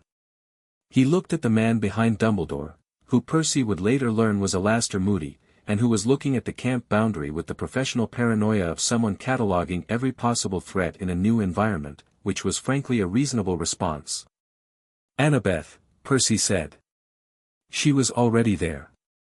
He hadn't heard her arrive. She had a way of appearing at his shoulder during significant situations that he had stopped questioning years ago. She looked at Dumbledore across the perimeter with the grey eyes of Athena's daughter, running the full assessment, tactical, intellectual, strategic, in approximately the time it took most people to form a first impression. Let him in, she said. Not the other one. Not yet. Percy glanced at her. He won't move against us inside camp, she said quietly. And I want to hear what he says before I show him what I know. Keep Harry away from the main hall. Percy nodded once. He turned back to the perimeter. One person, he said. You come in alone. No magic while you're inside unless you're invited to use it. Those are the rules. Dumbledore considered this for a moment. Then he inclined his head in acceptance. The camp boundary shimmered and Albus Dumbledore stepped through it. They met in the dining pavilion rather than any of the official spaces, Percy's choice, because it was open and well populated and had multiple exits, and because he wasn't going to invite this man into a war room.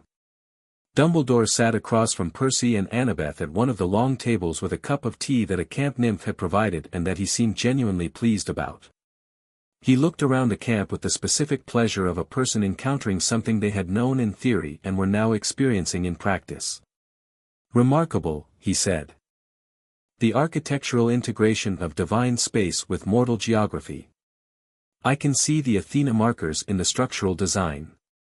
He looked at Annabeth. Your work. Some of it, Annabeth said. The defensive modifications are mine. The original design predates me by about 3 millennia. Of course. Dumbledore set down his tea. He looked at Percy and Annabeth with an expression that was warm and kind, and also, Percy was quite sure, the surface of something substantially more complex. I'll be direct, since I suspect you'll appreciate that. I've been aware that the child placed with the Dursley family was not who he appeared to be for approximately 2 years. 2 years, Percy said. Certain diagnostic tests I ran produced inconsistencies I couldn't resolve within the framework of wizarding magical theory. Divine bloodline markers that had no business being present in the recorded son of James and Lily Potter. He paused. I confess I chose to sit with the inconsistency rather than act on it. The blood wards on Privet Drive were functional. The protection they offered was real, regardless of the metaphysical question of whose blood actually powered them. Whose blood powered them? Annabeth asked. Dumbledore looked at her steadily. Yours, he said. Or more precisely, Percy's. Lily Potter invoked a death sacrifice for the protection of her child. The protection transferred to the blood-related guardian. The blood-related guardian of the child in the house is not Petunia Dursley. He paused. It's Percy. The table was quiet. So the wards were running on our son's connection to Percy, Annabeth said. Which means you knew, at the level of magical mechanics, that the Dursleys were not the child's blood relatives. And you chose to maintain the arrangement anyway. The protection was functional, he was in a cupboard, Percy said. Dumbledore's expression shifted. Not toward defensiveness, something more honest than that, something that had the weight of a man looking directly at a consequence he had chosen not to look at directly before. Yes, he said. I was aware that the domestic situation was not ideal. He was 4 years old in a cupboard with a bolt on the outside of the door, Percy said. An ideal domestic situation was not what was required. A minimum adequate domestic situation was what was required. And you monitored it and chose the wards over the child. Dumbledore looked at him. The kind eyes were still kind, but something behind them was grappling with something genuine. You're right, he said. That was a failure. On my part. I will not construct a defense for it. Percy absorbed the acknowledgement. It didn't change anything, but the absence of a defense was at least a form of honesty. What do you want? Annabeth asked. 2 things, Dumbledore said. He folded his hands on the table. First, I want to tell you what I know about the nature of the threat that Voldemort represents, because I think you are going to be involved in that conflict whether you choose to be or not, and I would rather you be informed than surprised. He paused. Second, I want to ask you, not demand, not require, but sincerely ask, whether you would be willing to work with me rather than against me. I believe we have the same fundamental interest, which is a world where that child is safe. We have slightly different definitions of safe, Percy said. I know. That's why I said work with me rather than trust me. He said it without bitterness, which was interesting. I'm aware that I don't deserve your trust. I'm asking only for your information. Annabeth had her notebook out. Percy noticed she had opened it to a fresh page, which meant she had decided to take what Dumbledore offered while revealing nothing she hadn't already decided to reveal. Classic Annabeth. Tell us about Voldemort, she said. Everything. Not the version for the public. The actual situation. Dumbledore looked at her, and in his expression was something that might have been respect and might have been relief. He began to talk. He talked for 40 minutes. Percy asked 7 questions. Annabeth asked 23, each one cutting under the surface of the previous answer to the load-bearing structural fact beneath. By the end, the picture was clear and bad: Voldemort was not dead. He was diminished, disembodied, but coherent enough to seek means of restoration. He had made himself functionally immortal through a form of dark magic that required specific steps to undo. He would return. The wizarding world was not prepared. And the prophecy that Dumbledore recited in full, the one with the power to vanquish the Dark Lord approaches, born as the 7th month dies, was, in Dumbledore's considered view, not a certainty of fate but a shaping of choices. He marked Harry as his equal, Dumbledore said. The killing curse was the marking. Which is why Harry is the one who must stop, Percy said. Dumbledore stopped. Say the next part very carefully, Percy said. Because the next part, in my experience, usually involves the phrase, must be the one to face him, or, must make a sacrifice, or some variation on the theme of my 4-year-old son's death being load-bearing for your world's salvation. And I want you to know, before you say it, that if that's the direction of this sentence, the sentence ends here. Dumbledore looked at him for a long, measuring moment. The prophecy says he has the power to vanquish, Dumbledore said carefully. It does not specify the method. It does not specify the cost. I have been, perhaps, guilty of assuming a particular shape to that cost. He paused. I am open to the possibility that I was wrong about the shape. Percy studied him. Are you? I've been wrong before, Dumbledore said, and he said it with a specific weight that suggested the cost of being wrong had been personal. I prefer to learn from it. Right, Percy said. He leaned forward on the table. Here's what I need you to understand, Dumbledore. I'm going to Olympus in 3 days. The full divine council. The Greek gods are going to formally recognize my son as the child of Poseidon and Annabeth Chase Jackson. At that point, the legal and metaphysical framework for any claim the wizarding world thinks it has over him collapses. He is ours. He has always been ours. The 4 years in between was a crime committed against our family, and I'm in the process of determining the full responsible parties. He held Dumbledore's gaze.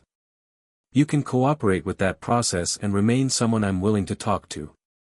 Or you can fight it. Your call. Dumbledore looked at him with the look of someone recalibrating. The prophecy, I'm not interested in the prophecy, Percy said. I'm interested in my son. The prophecy can get in line. Something happened in Dumbledore's expression. A shift, not defeat, not agreement exactly, but the specific reorganization of a position that has encountered an immovable object and is deciding whether to go around or try to move it. He was intelligent enough to know which option was viable. Very well, he said. I will not oppose the divine recognition. I would ask only, he paused, choosing his words. I would ask that you don't close the door entirely. Between your world and ours. For his sake, eventually. He will need to understand both. I know, Annabeth said. She said it simply, without concession. We've already accounted for that. Dumbledore looked at her. He held her gaze for a moment, and in his expression was something that was unmistakably impressed. Of course you have, he said softly. He stood to leave. At the edge of the pavilion he paused and turned back. One more thing, he said. I should tell you. The wards fell when you took him from Privet Drive. There are people, former servants of Voldemort who evaded justice, who believe their master is merely diminished and waiting. They may have been watching the wards. They will know they've fallen. He looked at Percy. I'm not saying this to pressure you. I'm saying it because you should be informed. They can try, Percy said.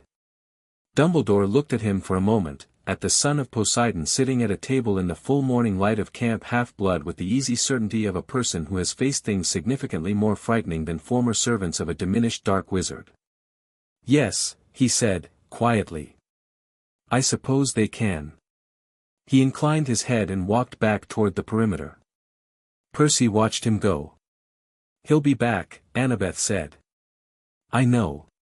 He's going to try to shape how Harry understands his wizarding identity. I know that too. Are we going to let him? Percy thought about it, really thought about it, not the emotional answer but the actual strategic one. Eventually, he said. On our terms, with supervision, after the Olympus visit. Harry should know what he is. Both things. But we choose the order and the framing. Annabeth nodded. She looked at her notebook, where she had captured everything Dumbledore said in a coded shorthand Percy had never fully learned to read. The Horcruxes are a problem, she said. It was the term Dumbledore had used for Voldemort's immortality mechanism. The method he used to anchor his soul, it's technically dark magic, but the mechanics are not dissimilar to certain divine anchor rituals we've seen in Greek tradition. Meaning we might have more applicable knowledge than the wizarding world does. Meaning we might be more useful than Dumbledore has accounted for, she said. He came here thinking he was managing a complication. He might have stumbled into his best resource. She paused. Don't tell him that yet. Obviously not. She closed the notebook. Let's go find Harry. They found him at the edge of the practice pool, still working, with an audience. It had accumulated over the course of the morning in the way camp audiences assembled, organically, without announcement, drawn by the specific gravitational pull of something worth watching. A dozen campers of various ages, maintaining a respectful distance, watching a 4-year-old stand at the edge of the water with his hands out and his brow furrowed and the surface of the pool performing increasingly specific movements at his direction. He had progressed significantly from this morning's tentative surface disturbances. The water was moving in directed currents, not just responding to his proximity but executing something that had shape to it, intention. A column of water rose 18 inches from the surface and held position while Harry regarded it with the calculating attention of an engineer examining a load test. Then he moved it, sideways, smoothly, the column translating through the air above the pool and settling back into the water at the far edge without splash, without spray, without losing its coherent form. There was a silence among the watching campers. Then a girl from the Ares cabin, who had the practical no-nonsense assessment style of her parentage, said, "How old is he?"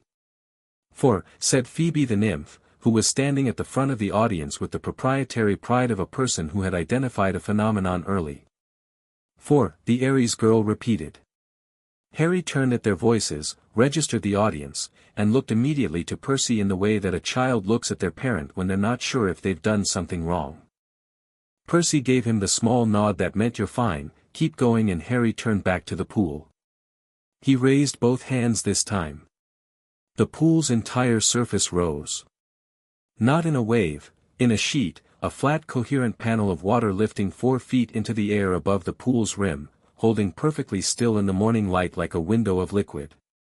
The sunlight came through it in refracted columns, greens and blues scattered across the grass around the pool. Harry's face was concentrated and still, and the sheet of water held for a full 10 seconds before he brought his hands down and it resettled into the pool with a clean sound, no turbulence. Percy heard the intake of breath around him. Several of the more experienced campers, children of the major gods, people who had seen significant power before, were looking at each other with expressions that recalibrated something. Annabeth's hand found Percy's. She didn't say anything. Harry turned from the pool and walked over to them with the practical directness of someone who has finished a task. He stopped in front of Percy and looked up. I figured out the asking, he said. You were right. It doesn't want to be told. It wants to be asked. Yeah, Percy said. That's exactly it. Is that what the fish does? Harry asked. The big one. Is that how you talk to it? The hippocampus? Kind of. It's more like, we both already know the same language. So we don't have to translate. Percy crouched. You want to meet it properly? Not at 5 in the morning. Harry's face lit up, not the performed delight of a child who has been taught that enthusiasm pleases adults, but the real thing, sudden and unguarded, the expression of someone for whom wonder has not yet been managed into something presentable. Yes, he said, with complete conviction. Percy laughed. He stood up and held out his hand and Harry took it and they walked toward the dock together, and behind them the audience of campers stood around the practice pool with the specific quiet of people who have witnessed something that will be referenced for years. Among them, one figure was not a camper. He had arrived at the edge of the group sometime during Harry's water demonstration and stood slightly apart, wearing traveling clothes and carrying a satchel and observing the child at the pool with an expression that was not wonder and was not threat but was something more measured and more dangerous than either. He was gone before Percy or Annabeth looked back. But the camp boundary's outer detection ward logged his passing, and the log would reach Annabeth's desk by evening, and the description, middle-aged, dark robes, a silver snakehead walking stick, would mean something to Dumbledore when she told him the details, and Dumbledore would say the name Lucius Malfoy with a heaviness that contained an entire chapter of context, and Annabeth would add the name to the war room's active threat list and underline it twice. None of that happened yet. For now there was the dock and the salt air and the dark shape moving beneath the clear water and Harry Jackson at the end of the dock making the specific sound that children make when the world delivers on a promise they didn't fully believe it would keep. The hippocampus surfaced. It was enormous, green-white and muscled, the horse's head cresting the water with the fluid ease of something born to two elements simultaneously, black eyes intelligent and curious, mane like sea foam. It looked at Harry. Harry looked at it. Between them, the water went perfectly still in a 2-foot radius. Harry reached out his hand, fingers open, the way Percy had shown him this morning on the dock. The hippocampus lowered its great head and pressed its nose into Harry's palm. The water in Long Island Sound surged, a brief, full-system surge, pressure shift felt simultaneously from the western end of the Sound to the eastern outlet into the Atlantic, the ocean acknowledging something. Recognizing something. The way it had on Privet Drive, when Percy had first taken Harry's hand, but wider now, more certain. Harry's face was completely open. All the careful watchfulness, all the reading the room assessment, all the practiced smallness of a child who had learned to take up less space, gone. Just a 4-year-old boy with his hand on the nose of a sea-horse the size of a draft horse, looking like he had arrived somewhere he had been trying to get to for his entire short life. Percy watched from 3 feet away, his hands in his pockets, and the feeling in his chest was so large and so various that he didn't try to name it. He just stood there and let the morning be what it was. Annabeth was beside him. He could feel her warmth at his shoulder without looking. 3 days, she murmured. 3 days, he confirmed. Olympus. The Council. Zeus and Poseidon and 17 gods who would have opinions about what this meant for the divine world's balance. We're ready, she said. We're ready, he agreed. On the dock, Harry said something to the hippocampus in a low voice. Percy couldn't hear the words. But the hippocampus tossed its head and the water around the dock lit up briefly from below, brilliant blue-green, and Harry laughed, the first full laugh Percy had heard from him, bright and unguarded and slightly wild, the laugh of a child who had been very serious for a very long time and had just been given permission to stop. The sound carried it out over the water. That evening, Percy sat on the cliff above the camp with the sun going down over the Long Island hills and the water below turning amber and bronze, and he called his father the way he always had, not a ritual, not a prayer, just his hand flat on the ground near the cliff's edge where the rock met the soil, where the deep water pressure ran beneath the earth all the way to the ocean floor, a personal line, always open. I found him, Percy said. The water below moved. Not dramatically, just a shift in the current's direction, a turning, the way a person in a conversation turns to face the speaker. I know you know, Percy said. I know you've known longer than I have. We're going to have words about that. He paused. But right now I wanted to tell you. He raised a panel of water 4 feet high and held it for 10 seconds this morning. He's 4 years old. He talked to the hippocampus like they already knew each other. He paused again, longer this time. He draws maps of this place from memory. He says he dreams about it. He's been dreaming about home for 4 years, Dad. The water below was very still. I need you in that council chamber, Percy said. Not as a referee. As his grandfather. I need you to look Zeus in the face and tell him what Theseus is and what he isn't and what nobody is going to do with him. He felt the connection in the rock beneath his hand, deep and warm, salt and pressure and the fundamental note of his father's presence. I need you there. The wind came off the water with the smell of the open ocean, not the sound, not the harbor, but the deep Atlantic, the real ocean, the vast unhurried permanent one that existed at the bottom of everything. It came with the weight of something paying attention from a very great distance, and with it something that wasn't quite words and wasn't quite feeling but was the language of a god expressing a certainty. I will be there. Percy breathed out. He sat on the cliff in the evening light and watched the water turn dark below and listened to the camp behind him, the voices, the sparring sounds, the specific comfortable noise of a place that contained people who had chosen to be here, and somewhere in cabin 3, a small boy with ocean-green eyes was probably at the window, watching the water, dreaming of the deep places in advance of sleep. 3 days. The ocean moved below. The stars came out over Long Island Sound one at a time, like lamps being lit in a very large house. Percy stayed on the cliff until the sky was fully dark, and then he went back to his son. Chapter 4, Olympus Stirs. The elevator in the Empire State Building went to the 600th floor. Most people who rode it, tourists, business people, the occasional bewildered delivery driver who took a wrong turn at the lobby, never noticed the button. It sat above the standard panel with the specific invisibility of things that mortals aren't equipped to see, the mist doing its quiet ancient work of editing reality into something manageable.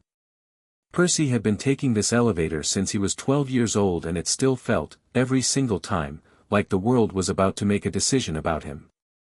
He pressed the button and held Harry's hand and watched the numbers climb. Harry was dressed in new clothes, actual clothes, his size, but that morning in a Manhattan sporting goods store by Luke, who had insisted on accompanying them to the city and had demonstrated, somewhat to Percy's surprise, a very competent eye for what a 4-year-old might want to wear.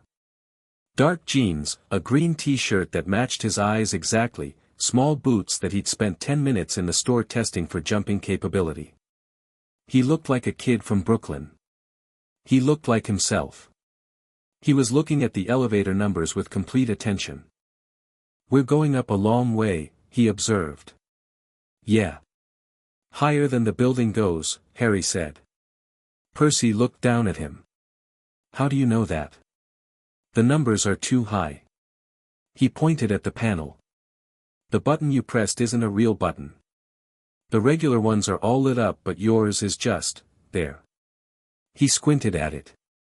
It's like when I look at things that aren't quite there. The staircase at school. Mrs. Peterson said it was just a wall but I could see the stairs. Annabeth and Percy exchanged a glance over Harry's head. Yeah, Percy said. We're going somewhere that doesn't quite exist in regular terms. Like Narnia? Harry said, with the tone of a child who has read more than expected. More Greek, Percy said. Less wardrobe. Harry seemed satisfied with this.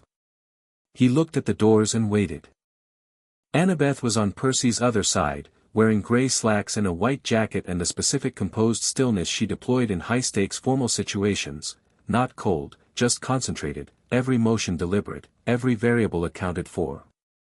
She had her leather notebook under her arm and her bronze knife at her hip, and she had been running calculations in her head since they'd gotten in the car this morning.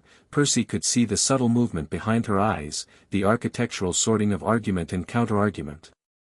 "Zeus," she said quietly, "is going to come in angry. Don't respond to the anger. Let him perform it." "I know how Zeus works," Percy said. "I know you know. I'm reminding you because when he performs anger at you specifically, you have a documented history of responding with your own. That's slander. It's a pattern, Percy. There's a difference." She looked at him sideways. "The difference between slander and a pattern is whether it's true." Percy opened his mouth and closed it again. Harry was watching this exchange with wide attentive eyes. "Are you fighting?" Harry asked. "No," they said simultaneously. "You sound like Aunt Petunia and Uncle Vernon except less." He paused, searching for the word. "Less mean." "We're strategizing," Annabeth said. Harry looked at the door. "Okay." Then, after a moment, Annabeth. "Yeah. Will there be bad people there?" Annabeth crouched to his level. "There'll be difficult people," she said. "Some of them will be loud. Some of them will say things that sound scary. None of them are going to touch you." She held his gaze. "You know why?" Harry thought about it seriously. "Because of Percy." "Because of both of us," she said. "And because you're exactly where you're supposed to be, and anyone who disagrees is going to have a very bad day." Harry absorbed this with the gravity it deserved. Then he took her hand as well, so that he was holding both of theirs, and faced the elevator door. The elevator stopped. The doors opened on Olympus. Mount Olympus, in its current configuration, chose to present itself as a mountain city suspended in cloud and light, all white stone and open colonnades, and the specific architectural confidence of a civilization that had been building for longer than most human concepts of time. It was enormous and it was beautiful, and it had the slightly aggressive quality of beauty that knows it's being observed. Percy had been here enough times that the scale no longer paralyzed him, but it still did something to his breathing when the doors opened on the full sweep of it, the view from the elevator's arrival point looking out across a plaza of white marble toward the council chamber at the mountain summit. Harry went very still. Not frightened, still. The specific stillness of a mind absorbing something vast. His grip on Percy's hand tightened slightly and then released to normal as he adjusted.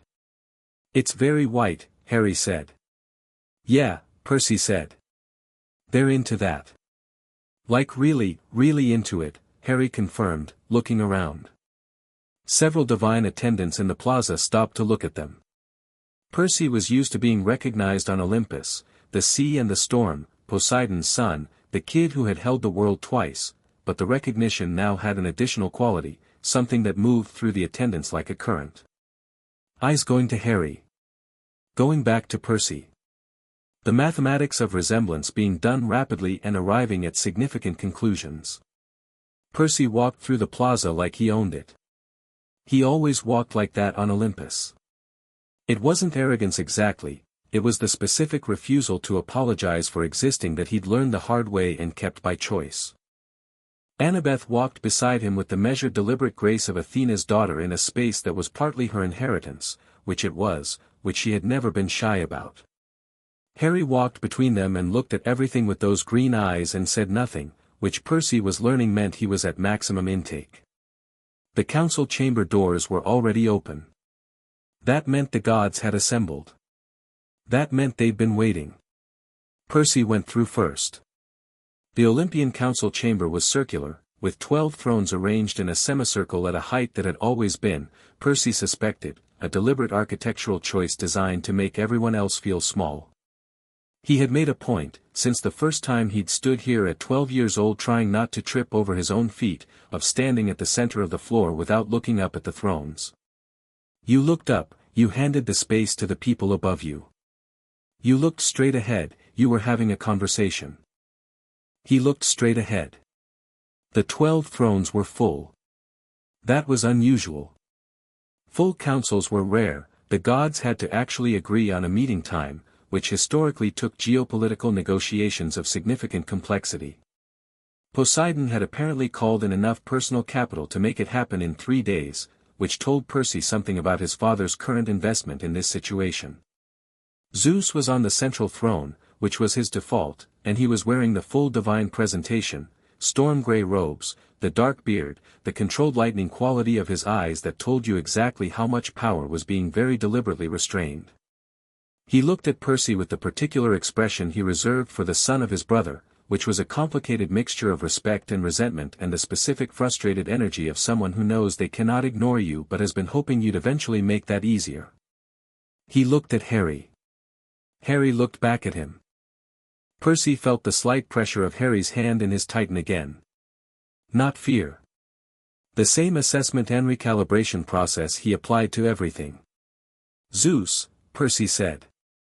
Thanks for having us. Perseus, Zeus said, with the measured weight of someone choosing a formal name because it costs the recipient something. You requested this council with significant urgency. The matter must be pressing. It is, Percy said. I'll keep it simple, because I know you have things to do. This is my son. His name is Theseus Poseidon Jackson. He was born 4 years and 8 months ago, was taken from us during an abduction orchestrated through a cross-mythological conspiracy involving a rogue faction of Hecate's children, spent 4 years in the mortal world under a false identity, and was recovered 6 days ago. He let that sit for a moment. I'm here for formal divine recognition of his parentage and a binding divine decree that no entity, Olympian, mortal, divine, or magical, has claim over him or authority to remove him from his family. I'd like that in writing. Celestial bronze etching, not paper, because I'm not naive. The chamber was very quiet. Athena, on her throne to the left side of the semicircle, was looking at Harry with an expression Percy had very rarely seen on her face, something unguarded, something that was working through the same mathematics every attendant in the plaza had been working through, but arriving at a more personal destination. She and Annabeth did not have a simple relationship. They didn't have a simple anything. But Athena was watching her grandson with the intense focused attention of a goddess encountering something that fit precisely into a framework she had been building for a very long time. You said cross-mythological conspiracy, Hera said, from her throne at Zeus's right. Her voice had the quality of a blade being drawn slowly. Involving Hecate's faction. Yes, Percy said. Hecate is not present at this council, Hera observed. No, Percy said. That's deliberate. I'll deal with Hecate separately, on my own terms. This council is about my son's status within the divine structure, not about the investigation. Though if anyone here wants to loop the two together, I'm happy to lay the full intelligence on the floor and we can talk about how a rogue divine faction operated in both the Olympian and wizarding magical worlds for over 4 years without anyone calling a council meeting. He paused. That's not a threat. It's context. You're suggesting, Apollo said, leaning forward with his characteristic mix of genuine interest and theatrical delivery, that Hecate's people were running an operation across 2 mythological domains and the relevant divine authorities were slow on the uptake. I'm stating it, Percy said. Not suggesting. Apollo looked at Zeus. Zeus's jaw was doing something. The child, Artemis said. She was looking at Harry from her throne with the focused directness of a goddess who had no patience for the rhetorical surrounding a substantive issue. Show us the diagnostics. Annabeth opened her leather notebook and handed it to a divine attendant who brought it to Artemis. The goddess looked at the diagnostic readings for perhaps 4 seconds. She handed it to Apollo. He looked for approximately the same time and passed it down the row. These are Chiron's readings, Artemis said. Confirmed by 3 independent instruments, Annabeth said. The divine marker analysis, the lineage signature, and the bloodline ratio. All 3 produced the same result. The bloodline ratio is remarkable, Athena said. She had received the notebook now and was examining it with the focused interest of an engineer looking at an elegant proof. The combination of Poseidon's line and my own in full expression, it hasn't occurred in recorded history. It's occurred now, Percy said. Athena looked up from the notebook. She looked at Percy, then at Annabeth, then at Harry, and for a moment the full divine weight of the goddess of wisdom was directed at all three of them simultaneously, a quality of attention that most mortals would have found difficult to bear. Percy held it. Annabeth held it. Harry held it too, looking back at his grandmother with his ocean-green eyes and the quiet curiosity of a child who had decided this large glowing woman was interesting. "Grandmother," Harry said. Athena blinked. It was the most surprised Percy had ever seen a divine entity look. "Yes," Athena said, after a brief recalibration. "I am." "You look smart," Harry said. "Like Annabeth." Something happened in Athena's expression. Not a smile, Athena didn't exactly smile, but the specific internal adjustment of a face that has encountered something it approved of and is deciding how much to show. "Thank you," she said, very precisely. Percy looked at his son and felt a surge of uncomplicated pride. "The recognition is clear," Poseidon said.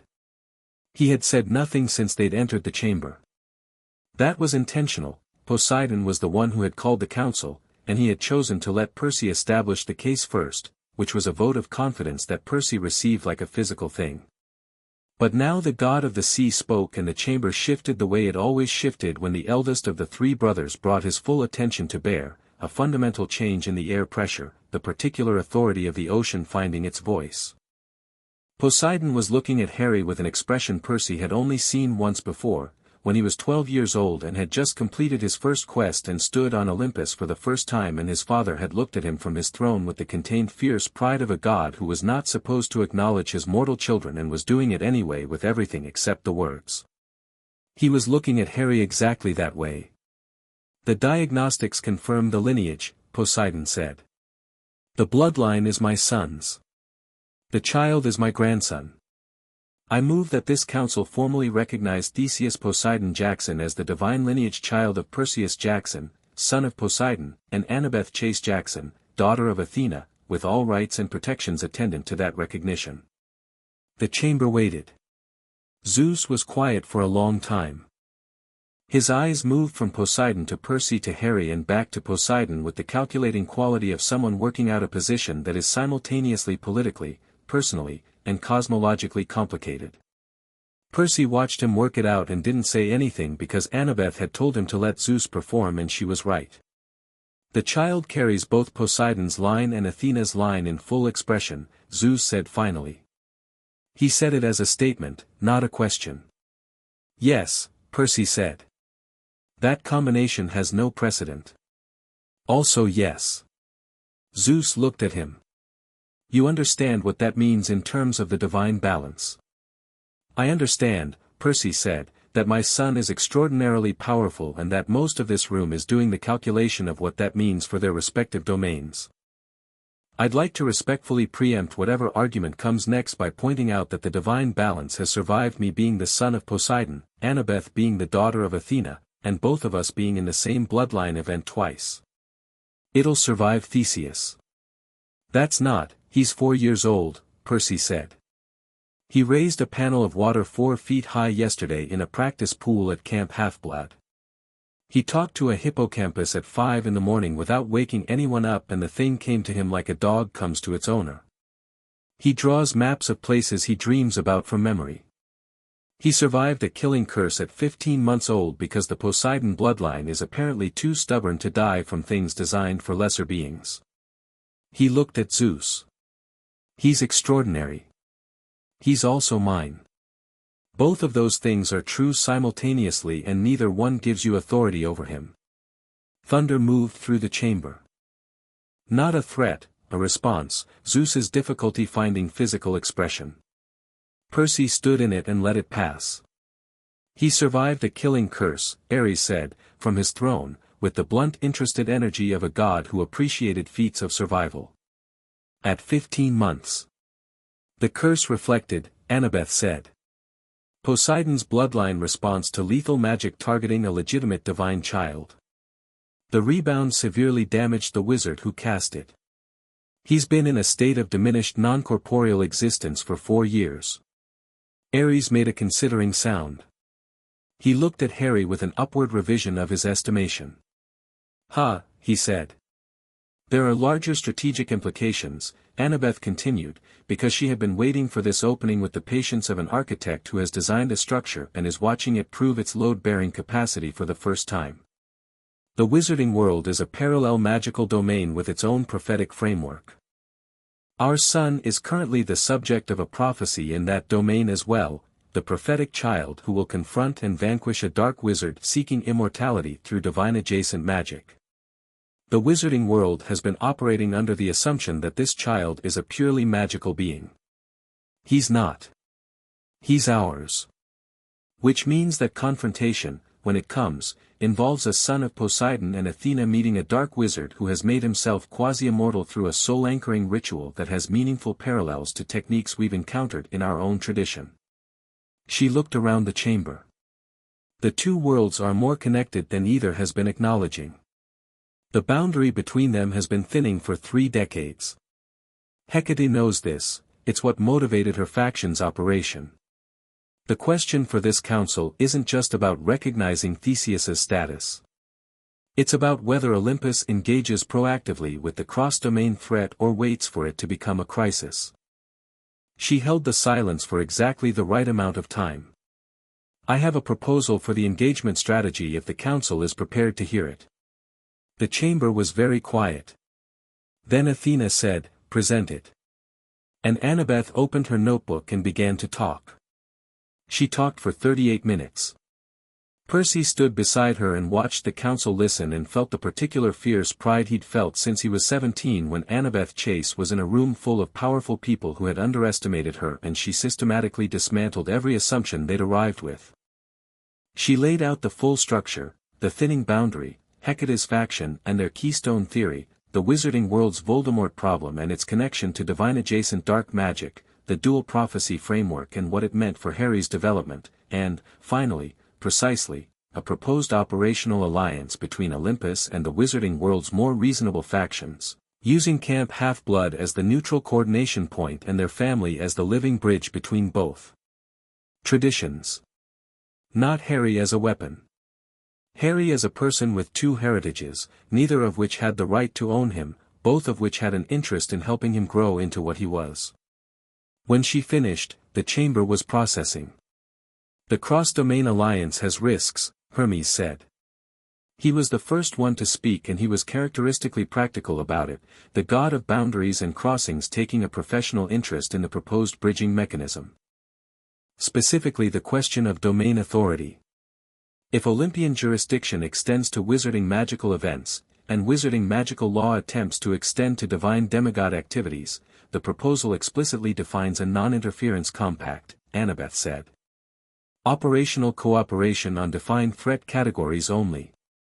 No jurisdictional overlap. Camp Half-Blood as the coordination point rather than either world's governmental structure. She produced a second document from the notebook. "The legal framework is here. I had Hermes' children in the law cabin drafted. It should fit within existing divine compact precedents." Hermes received the document, looked at it, and his eyebrows rose. He passed it to Athena. Athena read it and looked at Annabeth with an expression that was, for Athena, essentially effusive. "This is exceptional work," Athena said. "Thank you," Annabeth said. "It'll need amendment in the 7th clause, already noted," Annabeth said. "The amended version is in the appendix." A brief, charged pause. "I taught her everything she knows," Athena said, to no one in particular, and it was possibly the most maternal thing Percy had ever heard the goddess say. "You really didn't," Percy said pleasantly, "but this isn't the moment." Zeus had been reading the framework document that Hermes had passed along.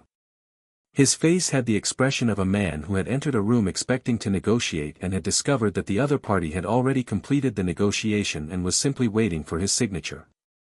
It was not his favorite expression. "The binding decree for the child's status," Zeus said. "Yes," Percy said. "And this compact." "Ideally simultaneously," Annabeth said. The decree establishes the legal foundation. The compact establishes the operational framework. They work as a package. Zeus looked at the documents. He looked at Poseidon, who was watching him with the patient, immovable quality of the deep ocean. He looked at Athena, who had produced a stylus and was already annotating something in the appendix. He looked at Percy, who was watching him with the polite, unimpressed attention of a person who has been making Zeus uncomfortable for over a decade and has made peace with that as a permanent feature of the relationship. Then Zeus looked at Harry. Harry looked back. He had been quiet through the entire council session, not passive, just watching, absorbing, the green eyes moving from speaker to speaker with the intelligent tracking of a child who follows complex conversation without understanding every word. When Zeus looked at him, Harry didn't look away. "You have your father's eyes," Zeus said. "I know," Harry said. "Percy told me." Zeus's expression did something complicated. Percy watched the Lord of Olympus look at a 4-year-old child who had survived a killing curse and raised a sheet of water at 4 years old and was currently looking back at a king of gods with complete equanimity, and watched Zeus make some kind of internal reckoning with the future. "The decree," Zeus said. "And the compact." He held out his hand. A divine attendant brought a stylus of storm iron. Zeus looked at the documents for a moment and then signed both with the specific decisive motion of a person choosing to stop fighting a tide. Poseidon signed immediately after. Then Athena. The document moved around the chamber. 12 signatures, divine ink burning blue gold as it dried. A divine decree, sealed in the Olympian record. Theseus Poseidon Jackson. Son of Percy and Annabeth. Grandson of Poseidon and Athena. Protected by divine compact. Beyond the reach of any claim. Percy looked at the sealed document and felt something settle in him like ballast, like the keel of a ship finding the water it was built for. "There's one more thing," Percy said. "Of course there is," Zeus said. "Hecate," Percy said. "I'm going to talk to her. Directly. Not to punish her faction. The immediate actors will face divine justice through normal channels, and I expect that to be handled, but because whatever she was trying to accomplish with the keystone theory isn't wrong. The boundary is thinning. She saw a real problem and chose a catastrophic solution. I'd like to know if she has a better solution available now that we're not working around each other." He looked around the chamber. "If the council objects to me engaging Hecate directly, I'd like to hear the objection." Silence. "No objections," Percy said. "Good." He picked Harry up. Harry came with his characteristic readiness, settling against Percy's shoulder and looking back at the council chamber from the elevation with the interested expression of someone viewing a landscape from a better angle. "We're done," Percy said. "Thank you for your time." He walked out with Annabeth at his side and his son on his hip and the sealed decree in Annabeth's notebook and the full weight of 12 divine entities watching them leave. The chamber doors closed behind them and the mountain air of Olympus hit them, cold and clear, with the smell of cloud and distance and something that was neither weather nor altitude but the specific atmosphere of a place where power had been formalized. "That went well," Annabeth said. "Zeus signed it," Percy said. He made a face while he signed it. He always makes a face. The face is irrelevant. The signature is what counts. Harry had his chin on Percy's shoulder, looking back at the closed council doors. "The big one with the beard," he said thoughtfully. He was deciding something. "Yeah," Percy said. He was. "He decided okay," Harry said. "He did. Good." Harry turned forward again, apparently satisfied. "Can we go home?" "Yeah, buddy," Percy said. "We can go home." They walked back through the marble plaza and the divine attendants watched them pass and the light on Olympus had the quality of late afternoon, golden and slightly unreal, and somewhere below the mountain the city of Manhattan went about its extraordinary ordinary business, and the ocean was everywhere under the sky. And Percy's son rode on his hip through the city of the gods with his green eyes catching the gold light and his dark hair blowing in the mountain wind. The problem arrived at the elevator. He was standing in the plaza near the elevator shaft, wearing Olympian visitors' robes that fit him slightly too well, which meant divine assistance, which meant someone inside the council chamber had arranged this. He was tall, aristocratic, the kind of handsome that came with generations of careful breeding and the self-possession of a man who had never once doubted that the room was his when he entered it. He had white blonde hair and light eyes and the silver snakehead walking stick that Annabeth's boundary ward had logged 3 days ago at Camp Half-Blood. Lucius Malfoy, on Olympus. Percy stopped. The calculation was immediate, someone on the council had tipped off the Wizarding World's political class. The presence of a Death Eater affiliate on Olympus within an hour of the divine decree being signed was either a coincidence of extraordinary improbability or it was a message. Messages on Olympus after the signing of a divine decree weren't subtle. "Mr. Jackson," Malfoy said. His voice was smooth, cultivated, carrying the register of a man who was accustomed to wielding social authority. "And this must be, the boy." He looked at Harry with the expression of a professional appraising something of uncertain but potentially significant value. "Who are you?" Percy asked. He already knew. He asked because making a person state their name in a formal context was a small but genuine shift of power. "Lucius Malfoy," he said. "Member of the Wizengamot.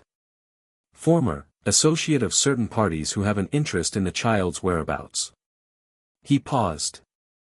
"I represent a group of concerned parties within the Wizarding world who believe the question of Harry Potter's guardianship has certain implications that ought to be discussed before the decree was signed 20 minutes ago," Percy said.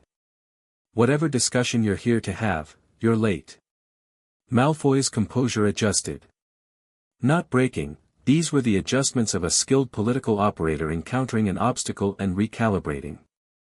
"The Wizarding world's legal framework doesn't recognize Olympian divine decree as jurisdiction over Wizarding citizens," he said. "Harry Potter is a registered Wizarding citizen of Britain. He has a guardian designated by, he's a son of Poseidon," Percy said. "The Wizarding world's legal framework can take a number." "Mr. Jackson." The smooth voice gained an edge. "You may be a significant figure in your own tradition. But you're operating in a domain you don't fully understand. There are political realities in the Wizarding world. I understand political realities just fine," Percy said. "What I'm hearing from you is that there are people in the Wizarding world who want access to my son for reasons related to a dark wizard they think is coming back. They want him accessible, trackable, and ideally in a situation where they have leverage over his choices." He looked at Malfoy directly. "That's not going to happen. Not because I don't understand your world. Because I understand it exactly well enough." Malfoy looked at him. The light eyes made their assessment.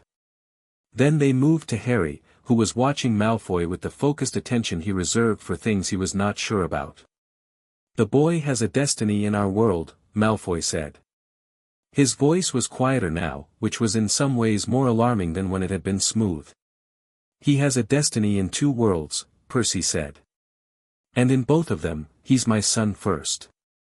That's not a negotiating position. That's a fact." He looked at Malfoy for a moment. "The snakehead cane is a nice touch, by the way. Very subtle." Malfoy's jaw worked. "One more thing," Percy said. "You came to my son's camp 3 days ago.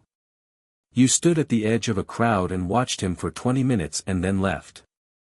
I want you to understand clearly that you are not going to do that again. Because if you're near my son again without my specific invitation, I'm going to have a conversation with the Atlantic Ocean about the amount of water in your house, and the Atlantic Ocean is very responsive to my requests." He tilted his head. "We clear?" Malfoy looked at him. The full assessment, the son of Poseidon in his prime, holding a child on his hip on the plaza of Olympus an hour after the Lord of Olympus had signed a divine decree on that child's behalf, the grey-eyed daughter of Athena at his shoulder with the contained intentional energy of a person who has already thought of 6 responses to whatever you're about to say. Lucius Malfoy was a man who understood power. He understood it well enough to know when a different approach was required. He inclined his head. It was not agreement. It was acknowledgement. A recalculation rather than a retreat, the first move of a longer game. Percy was under no illusions. Malfoy stepped back and let them pass. They walked to the elevator. Percy pressed the lobby button and the doors closed and the chamber descended back toward the world. Harry was looking at the closed doors where Malfoy had been standing. "He was afraid of you," Harry said. Even when he was talking like he wasn't. "Yeah," Percy said. "Should I be afraid of him?" Percy thought about Lucius Malfoy and the Death Eater network and the political machinery of a world he was only beginning to map and the long game that had been running for 4 years before he ever knew Harry existed. "You should be aware of him," Percy said. Afraid and aware are different things. Harry thought about this. "Okay," he said. "I'm aware." The elevator passed the mortal floors and the numbers counted down, and outside the shaft the city moved in its perpetual brilliant ordinary way, and Percy stood with his son and his wife in a small metal room between a divine mountain and a mortal city and let the day settle into its proper shape. They had the decree. They had the compact. They had Olympus on record. The wizarding world was stirring and Hecate hadn't yet made her formal move, and Lucius Malfoy was somewhere above them recalculating, and Dumbledore was somewhere across the Atlantic being 3 steps ahead of everyone and not quite far enough ahead of Annabeth. All of that was coming. All of it was building towards something that the Oracle's prophecy had sketched in large strokes without specifying the details, the way prophecies always did, the way they always made you navigate the space between the lines yourself. But the decree was signed and Harry was on Percy's hip and Annabeth had her notebook full of strategies, and the ocean was somewhere east, always there. For today, that was everything. Chapter 5, The War Between Worlds. The owl arrived at 3 in the morning. Percy heard it hit the window, not the tentative tap of a bird that had taken a wrong turn, but the deliberate authoritative knock of a trained messenger that had been sent with specific intent and expected to be received. He was awake immediately, because 6 years of demigod marriage meant that unusual sounds at unusual hours had a conditioned response built in, and he crossed cabin 3 in the dark and opened the window. The owl was enormous. Tawny, imperial, wearing a leg band of official burgundy that Percy recognized from Dumbledore's description as Ministry of Magic correspondence. It held out its leg with the resigned professionalism of a carrier that has delivered unwelcome mail before and expects this to be more of the same. Percy took the letter. The owl departed without waiting for a reply, which said something about the confidence of its sender. He broke the ministry seal and read it standing at the open window with the sound moving in the dark below. The letter was formal, dense with legal language, and its essential content beneath the bureaucratic architecture was this: the British Ministry of Magic, under the authority of the Wizarding Governance Act and the International Statute of Wizarding Secrecy, formally asserted guardianship over the minor known as Harry James Potter, pending review of claims made by a Percy Jackson of New York, USA, whose authority over said minor was not recognized under wizarding law. Representatives of the ministry would present themselves at a location of mutual agreement within 48 hours to facilitate the peaceful transition of the child into ministry protective custody, pending resolution of competing claims. At the bottom, in handwriting rather than print, a single additional line: "Mr. Jackson, this is not my preferred approach. But I am not the only voice in this matter. I hope you'll allow us to meet before positions become fixed." A.D. Percy read it twice. Then he folded it carefully and set it on the table and stood at the window for a moment, feeling the night air and the water below and the specific temperature of his own anger, which was currently running at a steady even heat rather than the sharp spike of impulsive rage. The steady even heat was worse. He'd learned that about himself. He went and woke Annabeth. She read the letter in the dark, sitting on the edge of the bunk with her hair loose and her gray eyes moving through the text with the speed of someone who reads for architecture rather than content and extracts both simultaneously. When she finished, she was quiet for a moment. 48 hours, she said. Yeah. They're not coming to negotiate, she said. The ministry language is a legal framing for an extraction operation. If we agree to meet on their terms, we've implicitly accepted that their jurisdiction is valid. I know. We don't meet on their terms, she said. She stood up. We set the terms. And we set them here. She looked at Percy. On our ground. On our schedule. With everything we have. Everything we have, Percy said. Call Luke. Tell him to activate his network contacts. I want to know who inside the ministry pushed this past Dumbledore's objections, because Dumbledore's note at the bottom tells me he didn't fully sanction it. She was already moving, pulling on clothes, her mind several steps ahead of her body. Wake Talia. She's going to want to be here for this, and the hunter's presence sends a specific message about the scope of what the ministry is looking at. She paused. And Percy. Yeah. Tell Chiron. We need the full camp on a soft alert. Not a war footing, not yet. But ready. Ready, Percy said.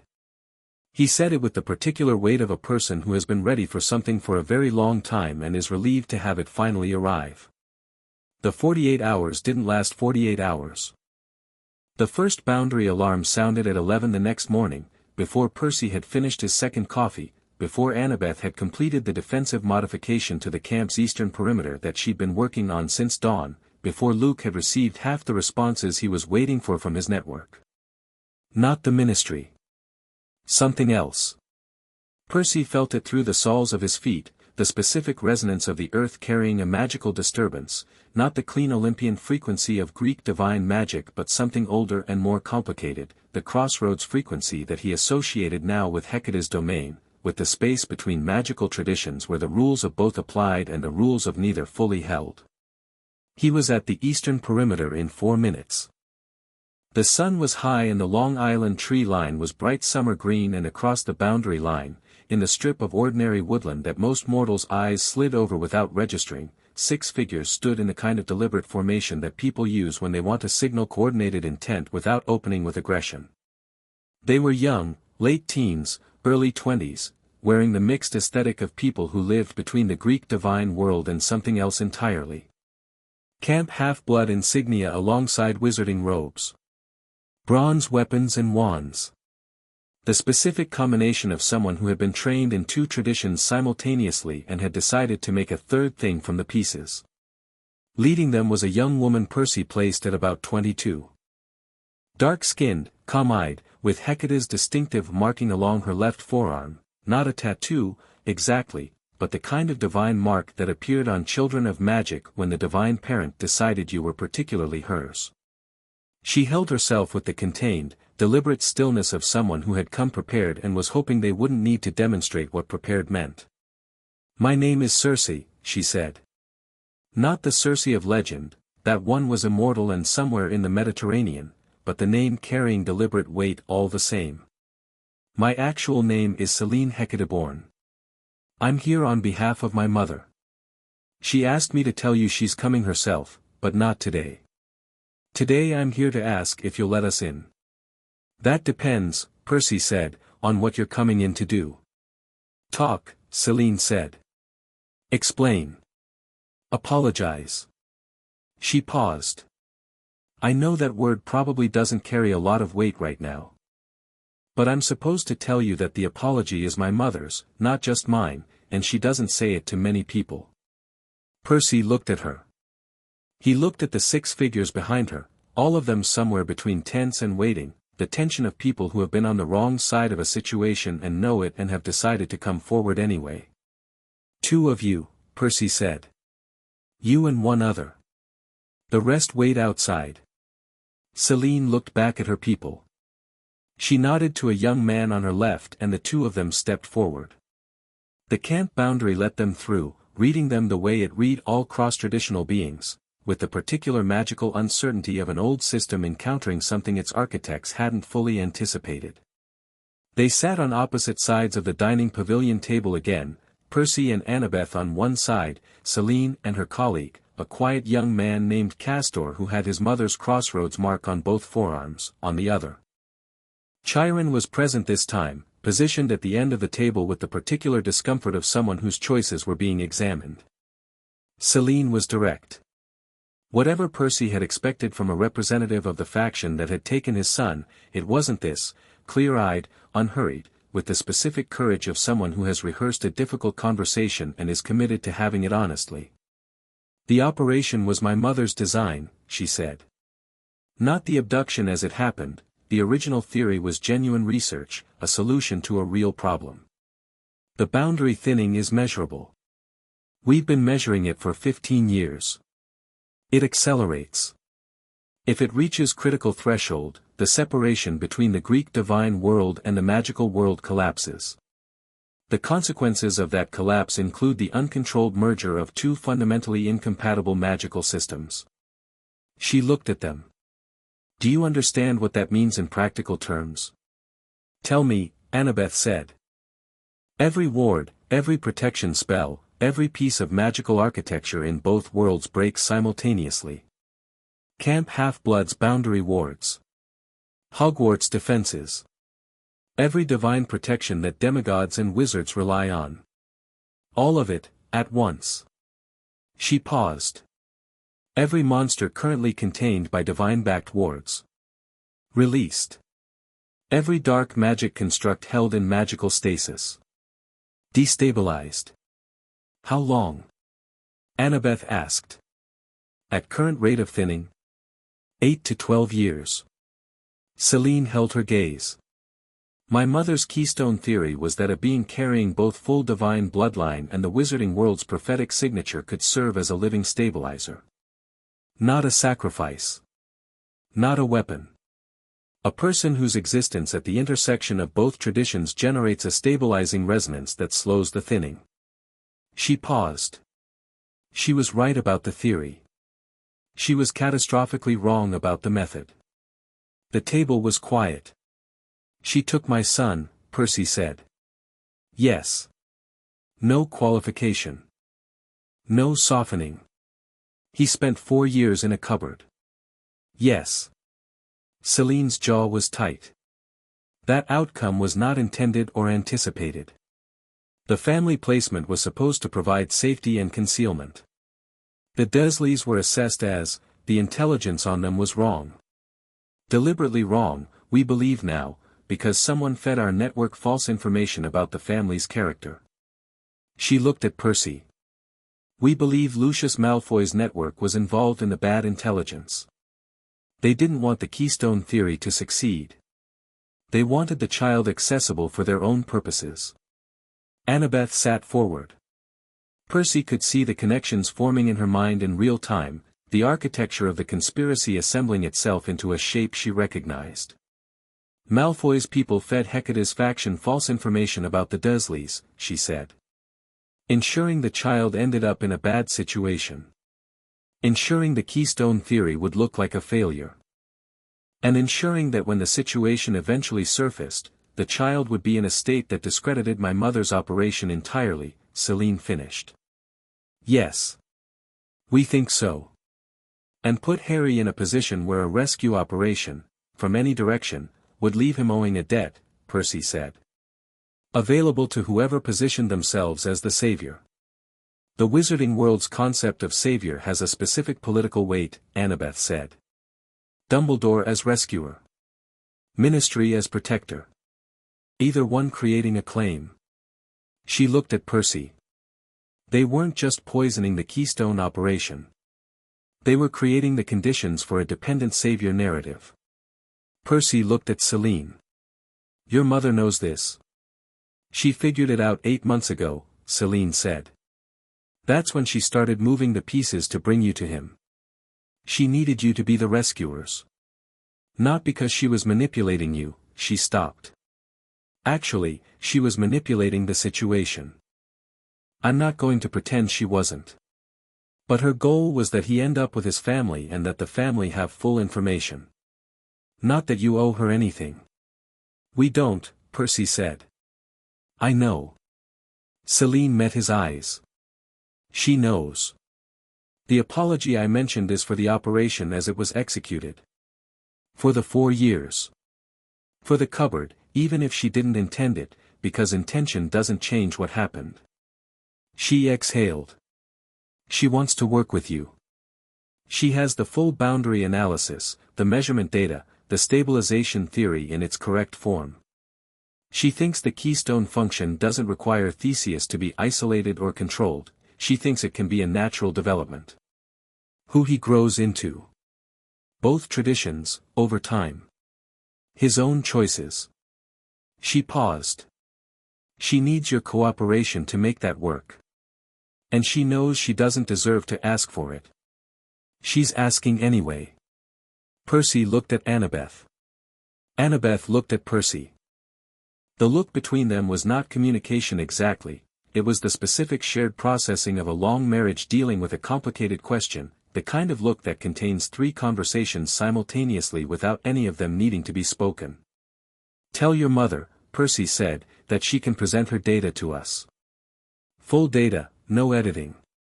She comes in person, no intermediaries. She answers every question I have about 4 years of my son's life. And then we decide. He held Celine's gaze. The apology means something if it comes with full accountability and complete information. If it comes with anything less, she can keep it. Celine nodded. She'll come, she said. Tomorrow morning.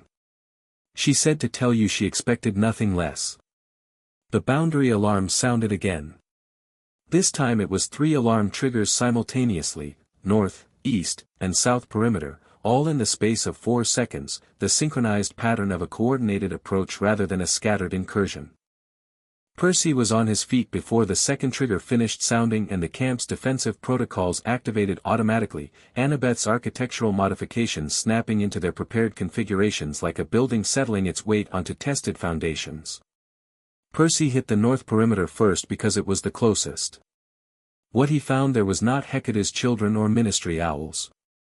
It was 12 figures in dark robes, faces masked, moving through the Long Island woodland with the kind of practiced coordinated silence that spoke to formal training and regular use. The masks were white and featureless, which Percy now recognized from Dumbledore's intelligence as the identifying feature of Death Eaters, Voldemort's former servants, the movement's true believers who had either evaded justice after their master's fall or served their sentences and returned to exactly who they'd been before. They had a battering ram of pure magical force extended ahead of them, pressing against the camp boundary ward like a sustained earthquake. Percy stood on the inside of the ward and looked at it. The boundary held, because Annabeth had been reinforcing it since 4 this morning, but the force was significant and sustained and clearly designed by someone who had done actual analysis of the ward's weak points, which meant they'd had intelligence about the camp's defenses that they shouldn't have. Malfoy. The camp observation 3 days ago. Okay, Percy said, to nobody in particular. He stepped through the boundary ward. From the inside, the ward was theoretically impermeable. From the outside, it operated differently for divine beings with authorized override, which Percy had. He simply walked through the shimmer of it and stood in the woodland on the wrong side of the protection and looked at 12 masked figures who had not expected this particular development. The battering force stopped. There was a brief silence in the summer woodland, birdsong continuing indifferently overhead. Hi, Percy said. You're in the wrong place. One of the figures, the one at the center, who carried the particular bearing of command even through anonymous robes, raised a wand. A curse came out of it, the deep red of a stunning spell with the additional charge of something layered over it, more complex, designed for a target with above-average resistance. Percy caught it. Not metaphorically, literally caught it, the way you catch a ball, one hand up and the specific manipulation of water vapor in the air around his hand creating a medium dense enough to absorb the spell's kinetic and magical components simultaneously. The compressed spell energy sat in his palm for a moment, glowing dull red, and then he let it dissipate into the ground. The figure stiffened. I've been hit with a lot worse than that, Percy said pleasantly. By people significantly more impressive than you. I don't say that to be rude. I say it because I want you to make an informed decision about how this goes. 3 more wands came up. 3 simultaneous curses, different colors, different trajectories, coordinated. Percy moved. He moved the way the water moves, Not the surface chop that looks fast but the deep current that moves entire oceans, the kind of speed that doesn't announce itself. He was between two of the cursed trajectories before they'd covered half the distance, and the water in the Long Island soil beneath the woodland floor was listening, had been listening since the moment he crossed the ward, and when he put his hands down into the earth the water came. It came up through the soil in a ring around the 12 figures, not a wall, just a presence, a significant accumulation of water rising from the underground aquifer at Percy's direction, surrounding them in a 3-foot deep ring that hadn't been there a moment ago and was very clearly not leaving until he said so. The temperature dropped. The woodland went quiet in the specific way it goes quiet when something fundamental about the local environment has just been rearranged by something that operates at the level of fundamental environments. "Last chance," Percy said. "You can go. Or I can hold you here until Talia arrives, at which point the daughter of Zeus is going to contribute lightning and the conversation will have a very different tone." As if on cue, and Percy was genuinely not sure if it was cue or coincidence, Talia having a long history of impeccable timing, lightning struck a tree 30 feet to the east. Just one strike, just one tree, clean and precise, the electric smell of it cutting through the summer air. A professional calling card. 8 of the 12 made the rational decision and retreated, moving backward through the water ring before it deepened further and operating with the cracking sound Percy now associated with wizarding travel. 4 remained. Including the one in the center, the one who'd thrown the first curse, who was looking at Percy through the white mask with the specific quality of attention that was not quite fear and was not quite courage but was the look of a person choosing between two options they didn't like. "Take the masks off," Percy said. 3 of the 4 reached up and removed their masks. Young, early 20s, all of them, with the look of people who had grown up in Voldemort's world and hadn't fully made their own choice about what they believed yet. The look of people who could still choose differently. The center figure didn't remove the mask. "Okay," Percy said. He crossed the distance between them in 2 steps and reached out and took the mask off himself. It wasn't particularly difficult. The wizard underneath flinched back but didn't have time to react before the mask was gone. 20s. Pale. A dark mark on his forearm, faded but present, the tattoo of a former Death Eater. Eyes that had the specific hardness of someone who had made their choices and was currently regretting the outcomes of those choices while not yet regretting the choices themselves. "Name," Percy said. "That's not, name," Percy said again, with the voice he used when he was not asking. A pause. "Rookwood," the wizard said. "Augustus Rookwood." "Rookwood," Percy said. "I'm going to tell you something and I want you to hear it clearly so you can take it back to whoever sent you. My son is not available. Not to your master, not to your political allies, not to the ministry, not to anyone who thinks the word prophecy is a reasonable explanation for claiming a child." He held Rookwood's gaze. "The next group of people who come to this camp uninvited is going to find out what happens when the son of Poseidon stops being polite about it. And I have been very polite today." He stepped back. He let the water ring drop. "Go," he said. They went. Percy stood in the woodland for a moment after the last crack of apparition, breathing the summer air, letting the water sink back into the earth from which it had come. The aquifer re-established its natural level. The woodland birds resumed their commentary. The boundary ward behind him hummed with its restored integrity. He walked back through it. Talia was on the inside, bow in hand, with an expression of professional disappointment. "You dealt with it before I could shoot anyone," she said. "Sorry," Percy said. "I'll time it better next time. I had the lightning cued." "I know. It was good timing." He looked at her. "The south and east?" "Celine's people turned them back," Talia said, which was interesting. Whatever they said, apparently the 6 kids at the border made it very clear which side they were on, and the people who came at the south and east perimeter were also Hecate domain affiliated. She paused. "Looks like Hecate's faction has a split in it. The people who came to the south and east were the ones who don't agree with Celine's position." "Internal politics," Percy said. Welcome to every divine family ever, Talia said dryly. Harry was in cabin 3 when Percy got back, sitting at the window with the drawing Annabeth had given him, the original map of Long Island Sound that he'd sketched in the war room, now significantly expanded, with additional detail in the underwater sections that Percy was increasingly certain Harry was pulling from somewhere other than ordinary imagination. He looked up when Percy came in. He was 4 years old and he had spent the last 2 hours with a camp nymph named Phoebe who had been given the specific instruction to keep him away from the perimeter, and his expression was that of a child who is aware that significant things have been happening within earshot and has been kept from them on purpose. There was a fight, Harry said. Not really, Percy said. More of a conversation. Harry gave him the look that small children give adults when the adults are being diplomatically imprecise. It was an extremely Annabeth look, which shouldn't have been possible given that Harry had known Annabeth for less than 2 weeks, but here they were. I heard the lightning, Harry said.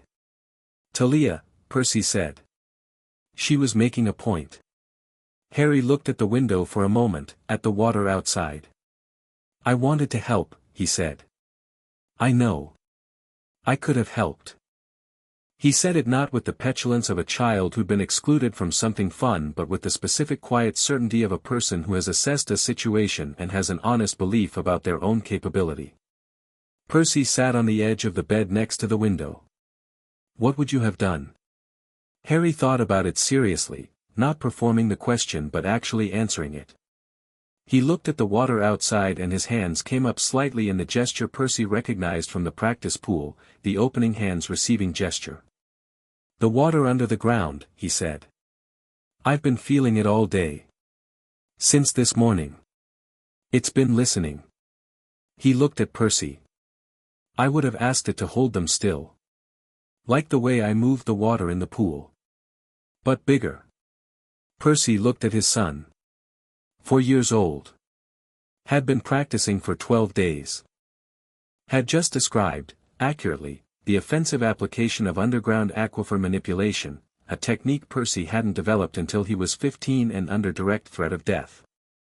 Next time, Percy said, you come and find me first. We decide together.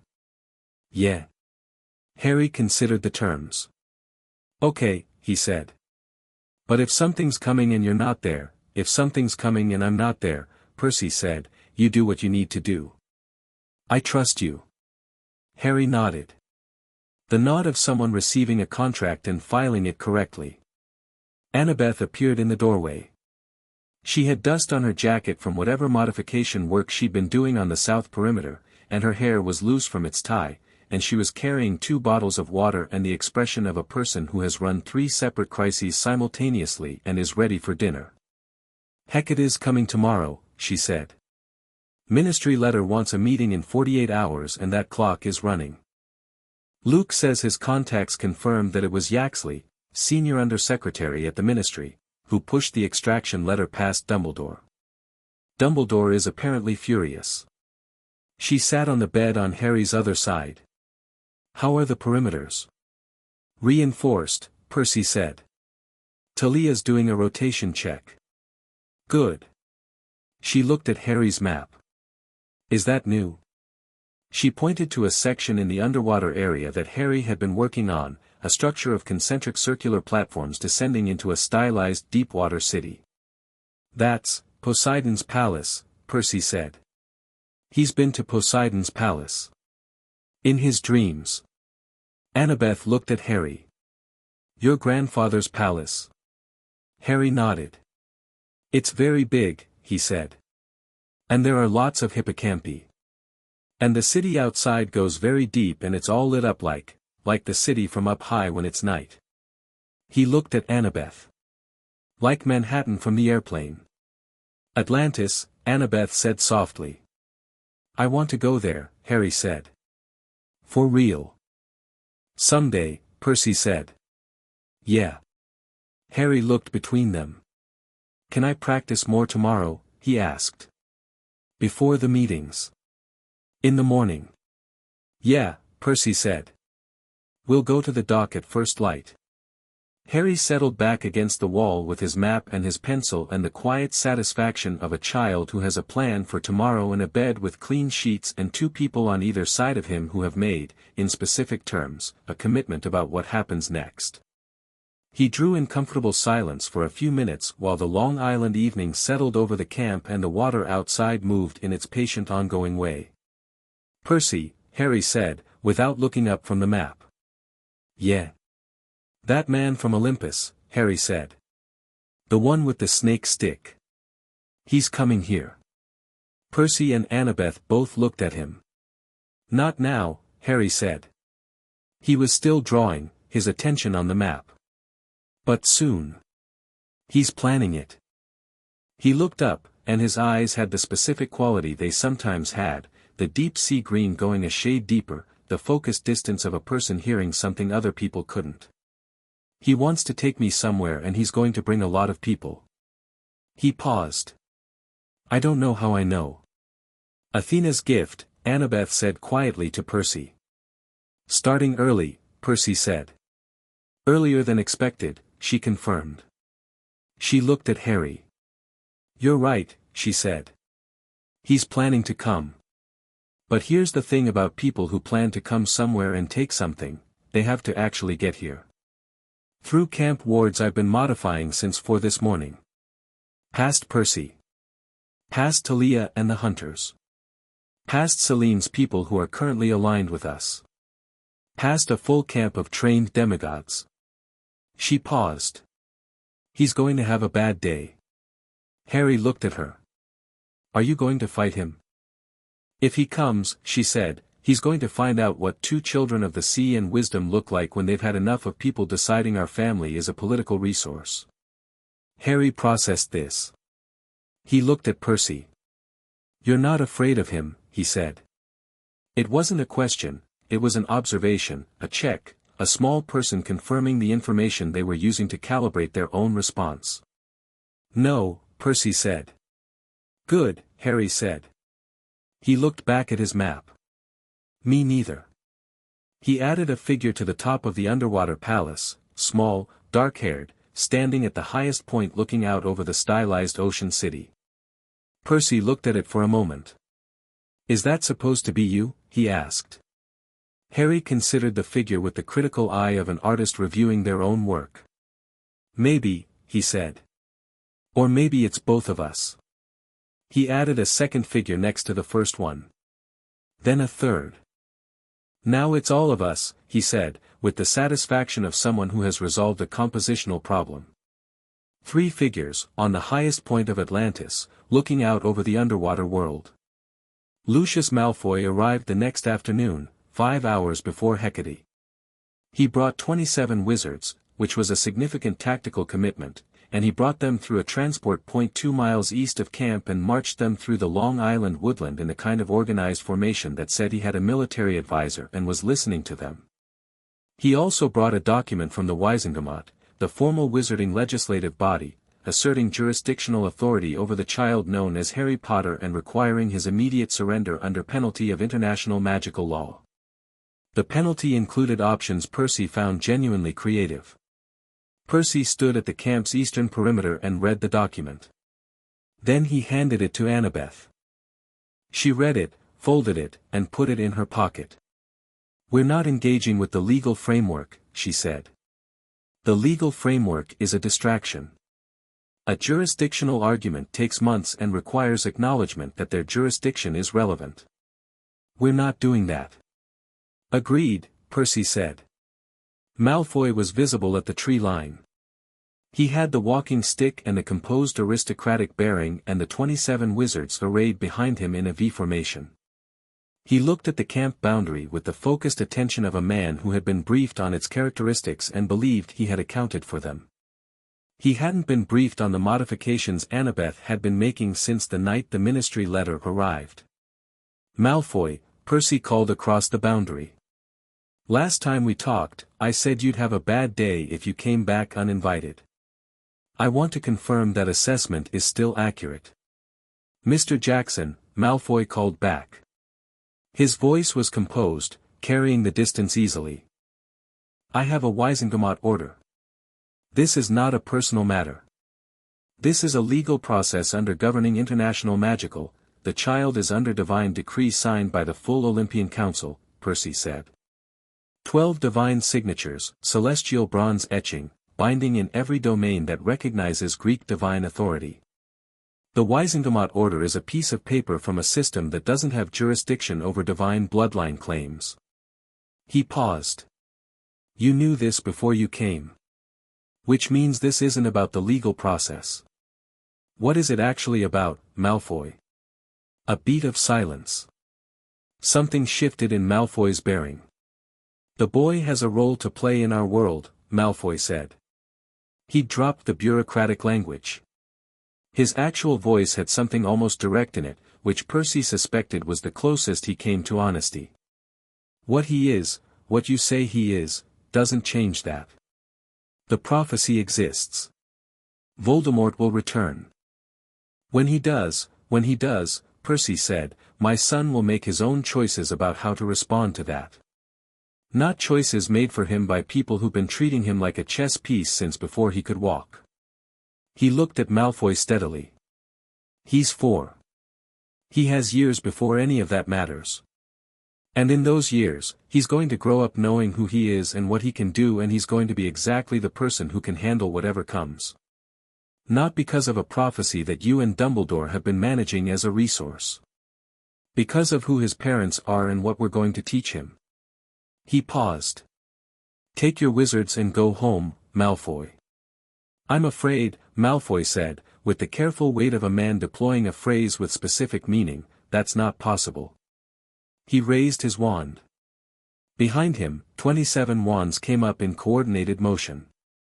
The boundary wards activated.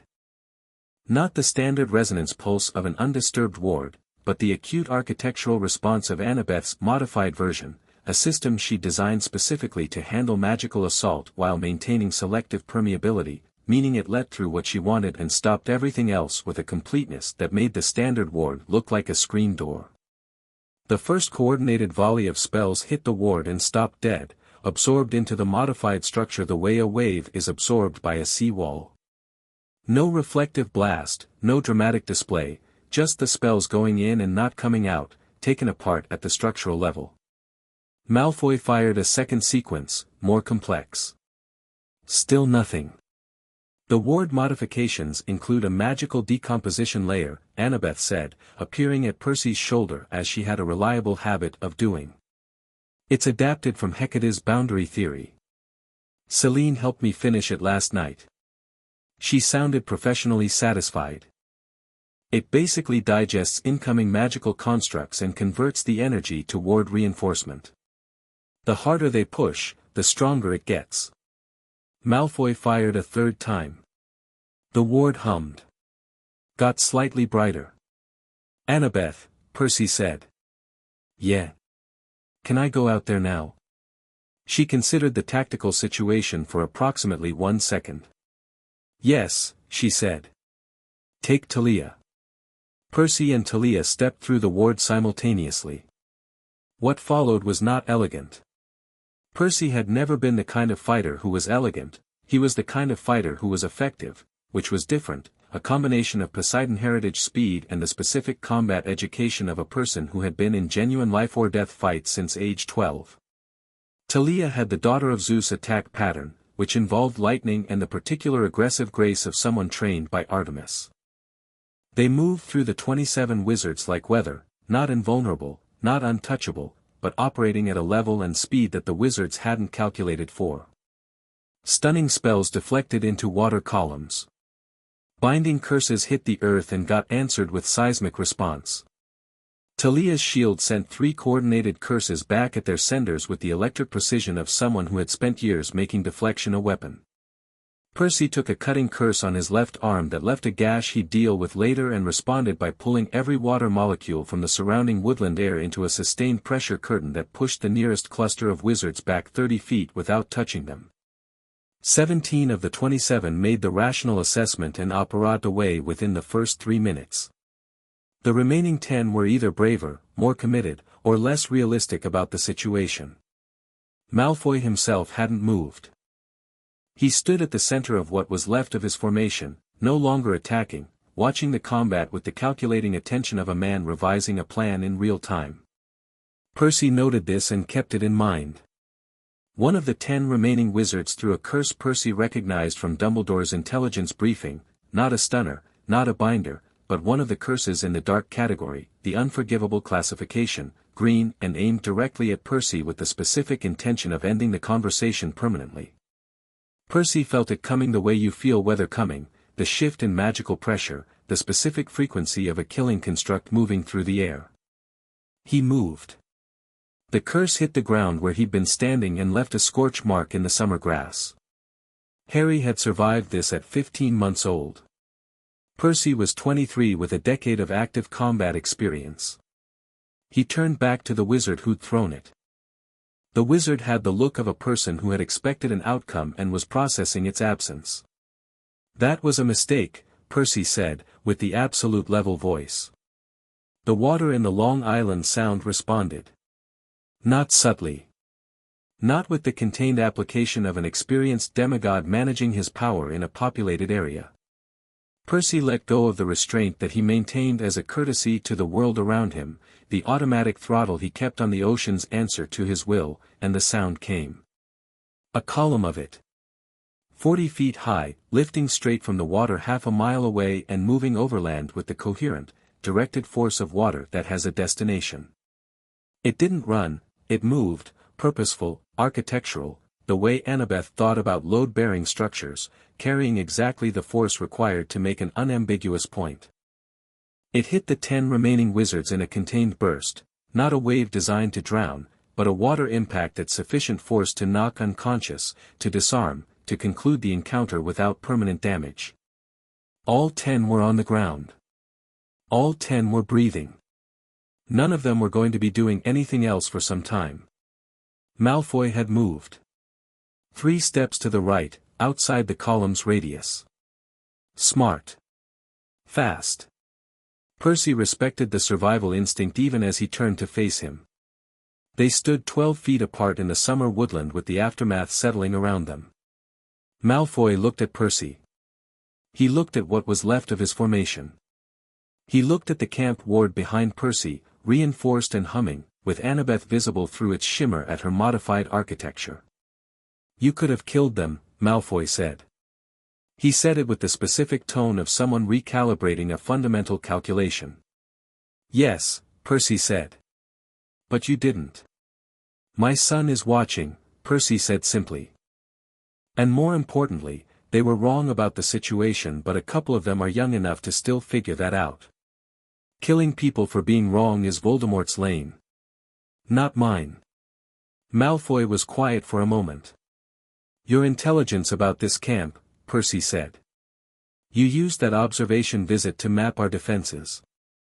Someone briefed you on the ward structure well enough that you brought a coordinated assault designed for its specific weaknesses."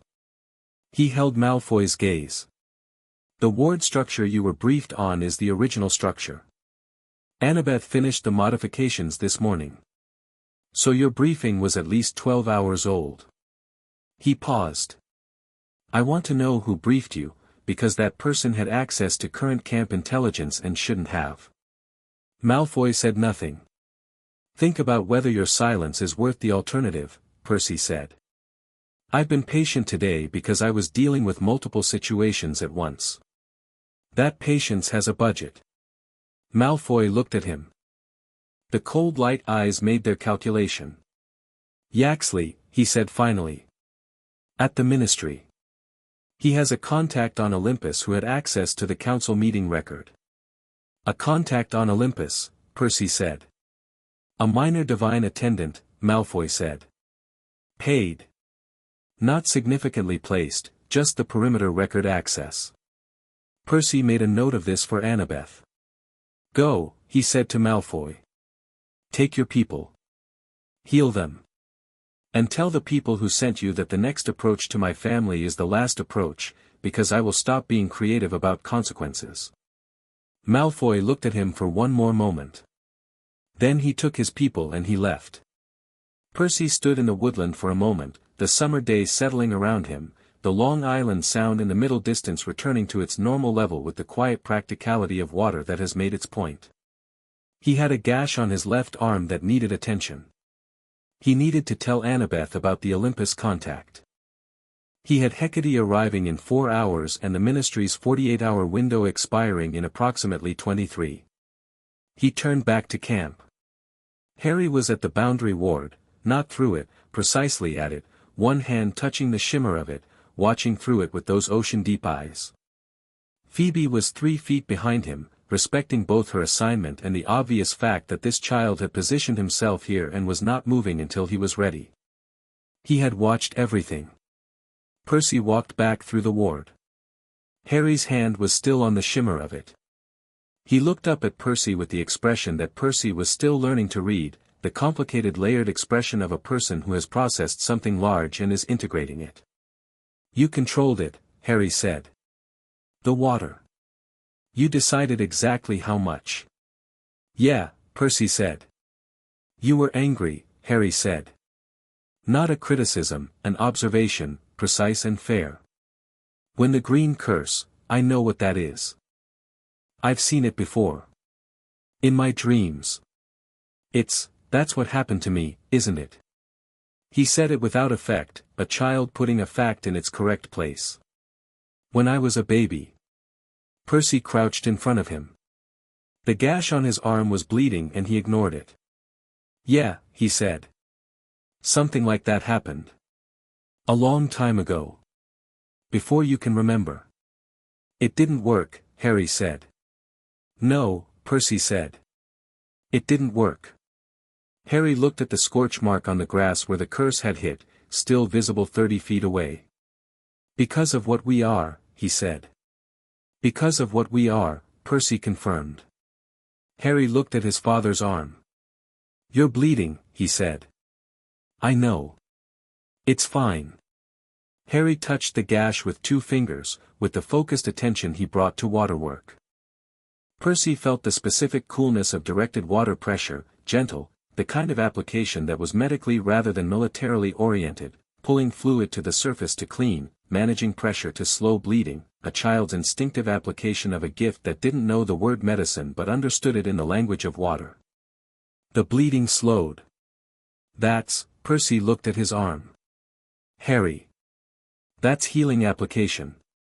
I didn't know you could do that." "I didn't know either," Harry said. He looked at his own fingers with interest. It felt like the right thing to ask the water to do. Percy put his hand over Harry's briefly. "Thank you," he said. Harry nodded, satisfied. He turned to look at the camp behind them, at the pavilion and the cabins and the pine trees and the dock beyond and the sound catching the afternoon sun. He turned back to Percy. "Hecate is coming tonight," he said. "I know because the crossroads feel different now. Like they're pointing here." Percy looked at his son. "When Hecate comes," Percy said carefully, "I need you to let me and Annabeth handle the talking." "Okay," Harry said. "But I want to be there." "You'll be there," Percy said. "You should be there. It's your life she's going to be talking about." He met those green eyes. "But you listen first." "Yeah. I'll listen first," Harry said. "And then?" "And then," Percy said, "if you have something to say, you say it." Harry thought about this. "Okay," he said. "That's fair." They walked back to camp together through the summer afternoon, the Long Island woodland settling into its end-of-day quiet behind them, the sound catching gold on its surface ahead, and the gash on Percy's arm was already closing at the edges where a 4-year-old had asked the water to be gentle with it. 4 hours to Hecate. Somewhere in the late afternoon sky, an owl was moving fast from the direction of London with a letter from Dumbledore that would arrive in 40 minutes and would say, in measured careful language, that he was on his way. The 2 worlds were done being parallel. Chapter 6, Theseus Hecate arrived at midnight exactly. Not dramatically, no lightning, no fog, no theatrical display of divine arrival. She simply appeared at the camp's eastern boundary with the specificity of someone who had been in that exact location before and knew precisely how to step into it. One moment the tree line was empty. The next, she was there. She was not what Percy had expected, and he'd spent 4 hours building expectations. She looked young, which was meaningless for a goddess but communicated something deliberate, a choice of presentation. Dark hair, pale, wearing plain clothes that sat between 2 centuries without fully belonging to either. She had a quality that wasn't quite beauty and wasn't quite danger but contained both the way a crossroads contains all the directions it offers simultaneously. 3 of her hounds were with her, not monstrous, not the enormous mythological beasts of Hecate's iconography, but large and dark and very calm, sitting at her heels with the patient intelligence of animals that had been listening to divine speech since before human language had words for what they heard. She looked at the camp boundary. She looked at the modifications Annabeth had made. "Celine told me about the decomposition layer," she said. "She didn't tell me you'd integrated it with the existing ward resonance structure at that level of efficiency." She said this looking at the boundary, not at Annabeth, the tone of a professional encountering work of genuine quality. "The coupling is elegant. I had good source material," Annabeth said. She was standing beside Percy at the boundary, 1 step forward of him, which was her tactical preference in situations where she was leading the engagement. "Your research on the boundary thinning was thorough. The stabilization theory is sound. The implementation was catastrophic." Hecate looked at her. "Yes," she said. "It was." She turned her eyes to Percy. Percy looked at the goddess of magic and crossroads and the in-between spaces of the world and felt the 4 years of silence pressing at the back of his throat and kept it there, because this was Annabeth's opening and he knew it. "The apology," Annabeth said. "Do it first. Before anything else." Hecate was quiet for a moment. Then she looked at Percy directly. "I took your son," she said. "I took him based on a theory I believed was justified. The justification didn't survive contact with what it caused. 4 years in a cupboard, I will not qualify that. I will not explain it as something I didn't intend because intention is a poor consolation to a child in a bad situation." She held Percy's gaze. "I am sorry. Completely, without reservation, for what my action cost your family." Percy held her gaze. "Where was the apology 3 years ago?" he said. "When Chiron had fragments of the operation and sat on them." "I told Chiron there was no child to recover," Hecate said. "I told him the operation had failed and the child was dead. I lied to him, which is why he sat on the fragments. He was trying to reconcile intelligence about a living child with my direct statement that the child hadn't survived." She paused. "I told him that because I hadn't yet understood the full nature of what Malfoy's network had done. I thought the child was being protected. I told Chiron the child was dead to prevent a recovery operation that I believed would expose him to greater danger from the Malfoy faction." She held his gaze. "I was managing multiple problems badly. That's the truth of it." "You lied to the man I trusted to coordinate my family's safety," Percy said. "And you're telling me it was protective." "I'm telling you what I did and why I did it," Hecate said. "I'm not asking you to accept the why as sufficient." Percy looked at her for a long time. The anger was there, it was going to be there for a while yet, the specific slow-burning kind that didn't extinguish with an apology or even a full accounting. But underneath it something else was happening, the cold strategic part of his brain that had been running calculations since they'd left Little Whinging, assessing Hecate the way Annabeth had taught him to assess the structural weight of situations. What was load-bearing, what could be modified, what had to stand. "Let her in," Percy said. The camp boundary shimmered and Hecate crossed it with her hounds. They met in the main hall with the full camp awake and present, not as an audience, exactly, but Percy had made a decision that morning that had been instinctive and was proving correct. Camp Half-Blood wasn't going to pretend this was a private arrangement between powerful entities. It affected the camp's world. The camp's people deserved to know what their world was being asked to absorb. The long tables were occupied. Chiron at the end of the head table. Luke near the door with his arms crossed, watching Hecate the way you watch someone you've spent years learning to read the tells of. Talia at the window, bow loosely in hand. Celine and Castor at the back, who had been here since yesterday and who stood differently now that their mother had arrived, the particular realignment of people in the presence of a parent they had complicated feelings about. Nico at the far table, saying nothing, watching everything.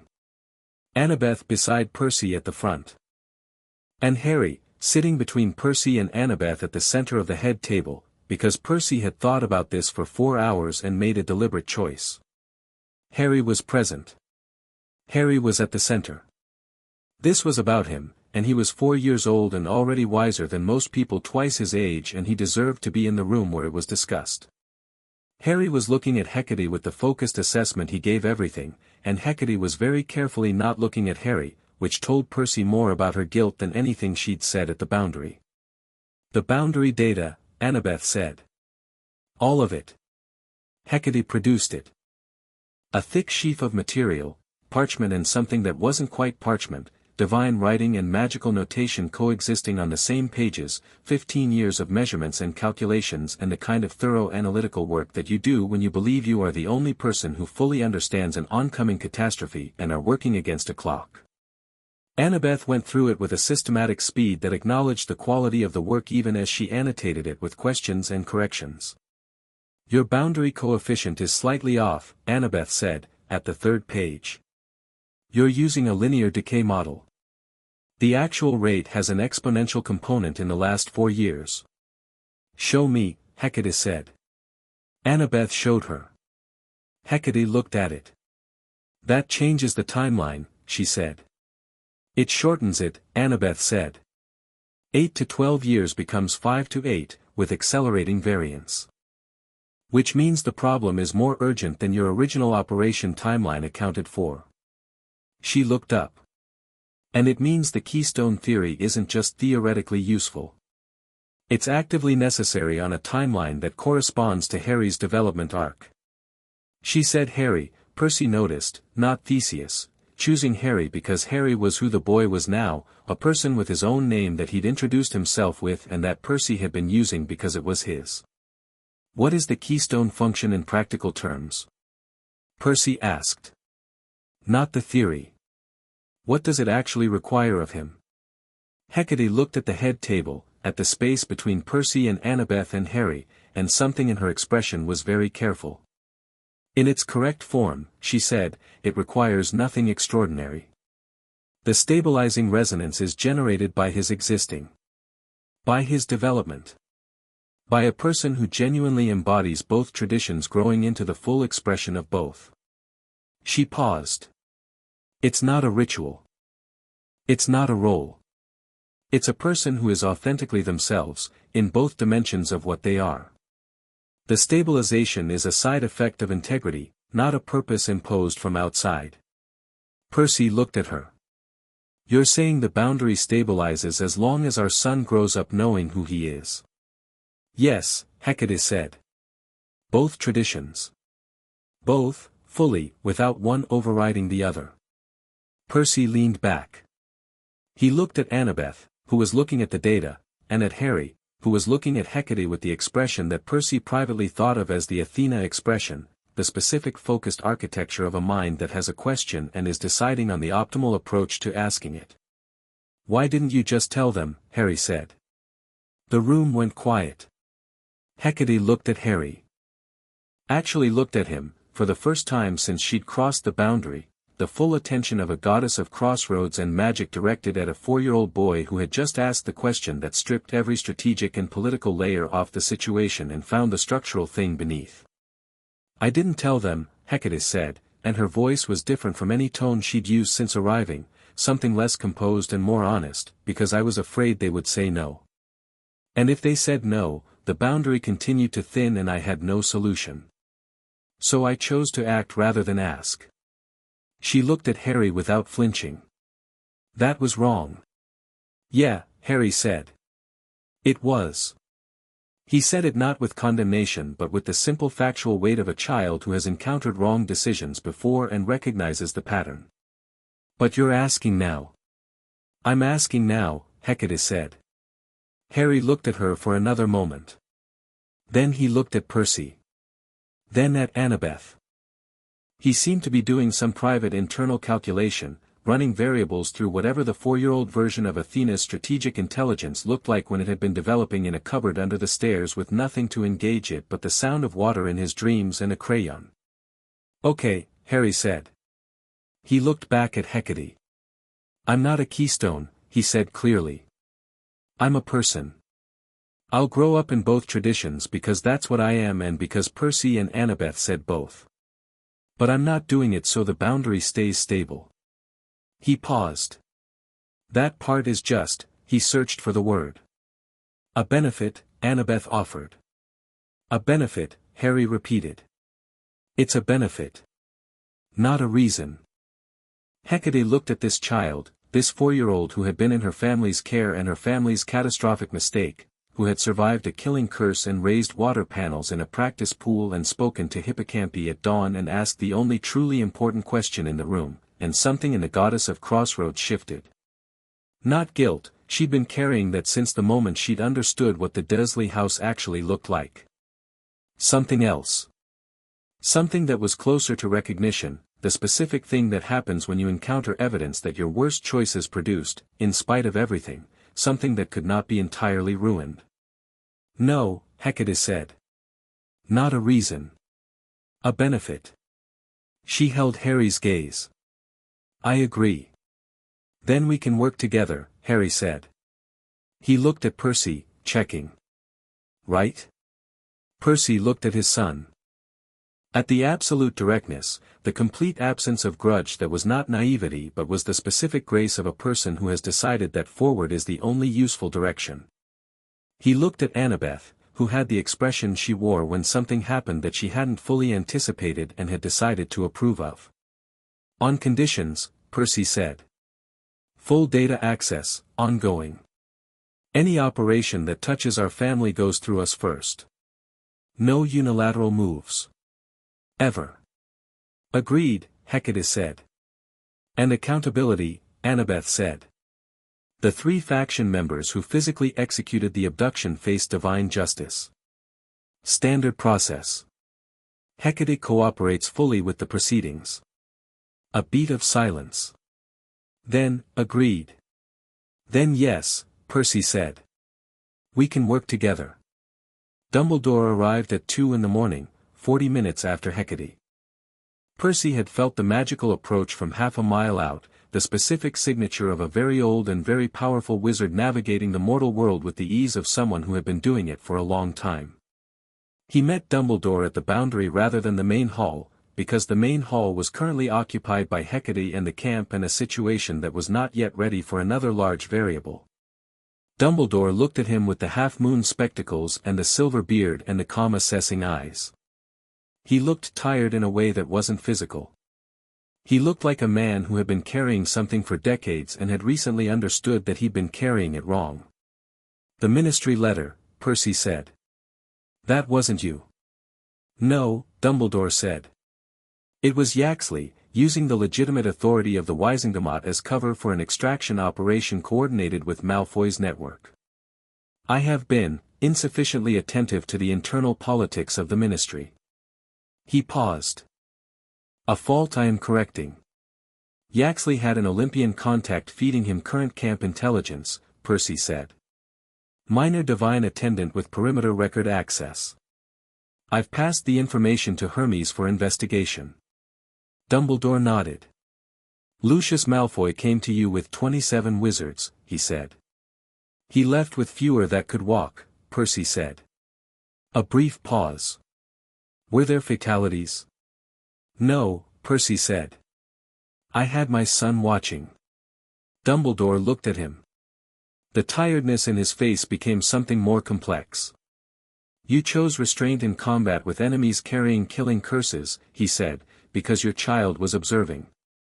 "I chose restraint," Percy said, "because they were wrong about the situation and most of them were young and wrong is not the same as irredeemably committed. And yes, because Harry was watching." He met Dumbledore's eyes. "He's going to grow up knowing that power doesn't mean using the maximum available force. He can learn that by watching me or he can learn it some other way. I prefer the first option." Dumbledore was quiet for a moment.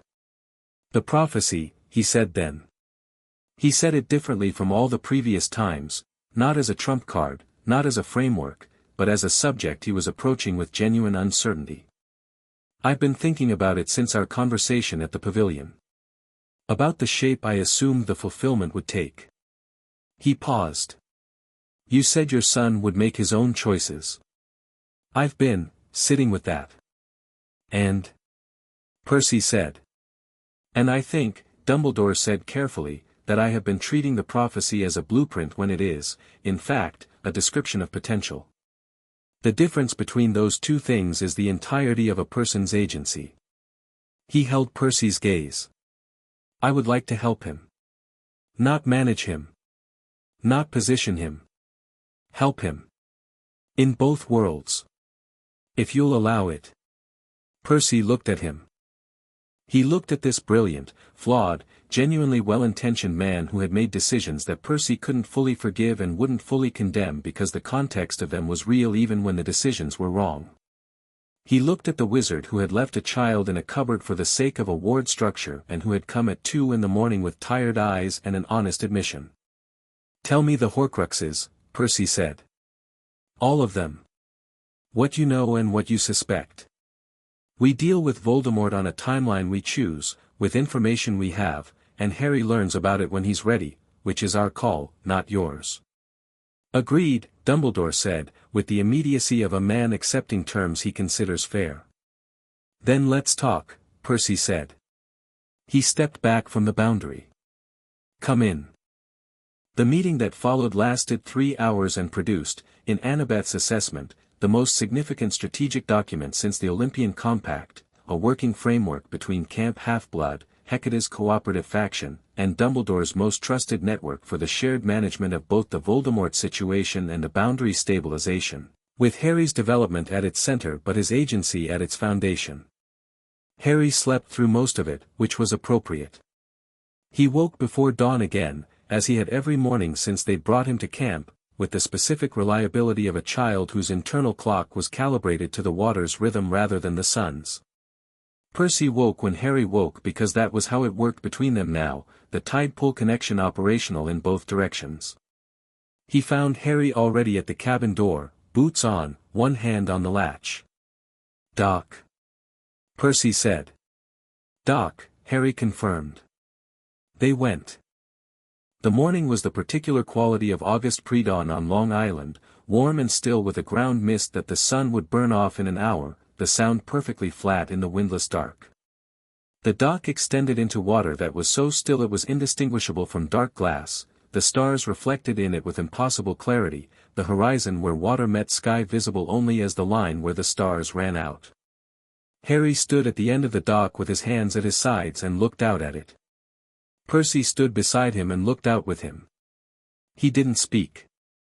He'd learned that Harry's relationship with the water in these morning sessions was its own thing, its own private conversation, and his role was companion rather than instructor until Harry wanted instruction. After a while Harry said, I know what my name is. Percy looked at him. I heard you, Harry said. Last night. When you were talking to everyone. You said Theseus. He looked at Percy. That's my name. The real one. Percy crouched. The dock planks were damp under his boots. Your real name is Theseus Poseidon Jackson, he said. We chose it before you were born. Theseus because the original Theseus, the myth, was someone who went into impossible places and came out the other side. We liked that. He paused.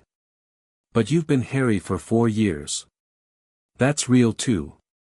You don't have to, I know, Harry said. He was quiet for a moment, looking at the water. Can I be both? Percy looked at him.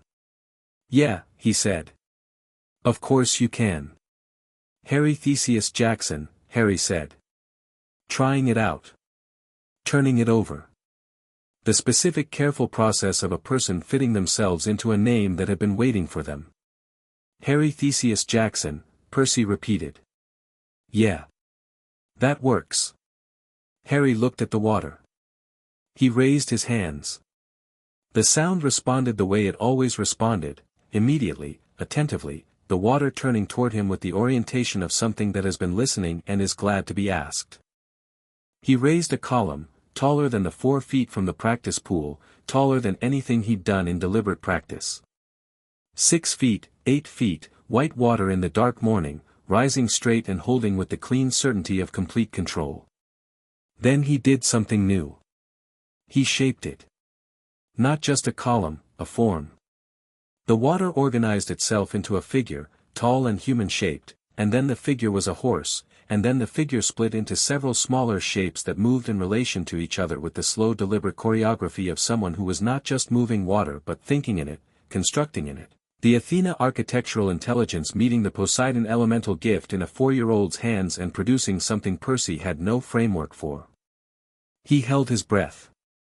The water figures moved in the dark above the flat glass surface of the sound, and they were not random, they told something, traced a shape that had narrative to it, a story in water, beginning and middle and end. The hippocampus rising from the deep. The figure standing at the top of the underwater palace looking out.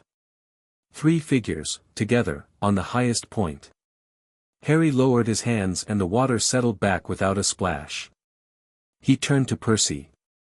"Annabeth needs to see that," Percy said. "I know," Harry said. He smiled, the full, unguarded, slightly wild smile that had appeared when the hippocampus had pressed its nose into his palm. "I'll show her at breakfast." Percy stood.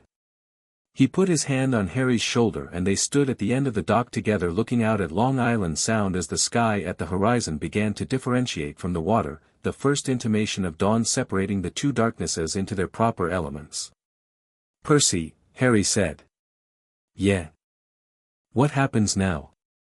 He said it with the curious lightness of a child asking a logistical question about the day's schedule, not the heavy uncertainty of someone who had spent 4 years in a cupboard not knowing what came next. The tone was different. Everything about the way he asked it was different. "Now," Percy said, "we figure out both your worlds. Together. We take our time with the parts that can wait and we don't wait on the parts that can't.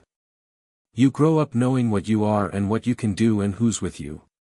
And when things get difficult, because they will, we handle them the same way we've handled everything else."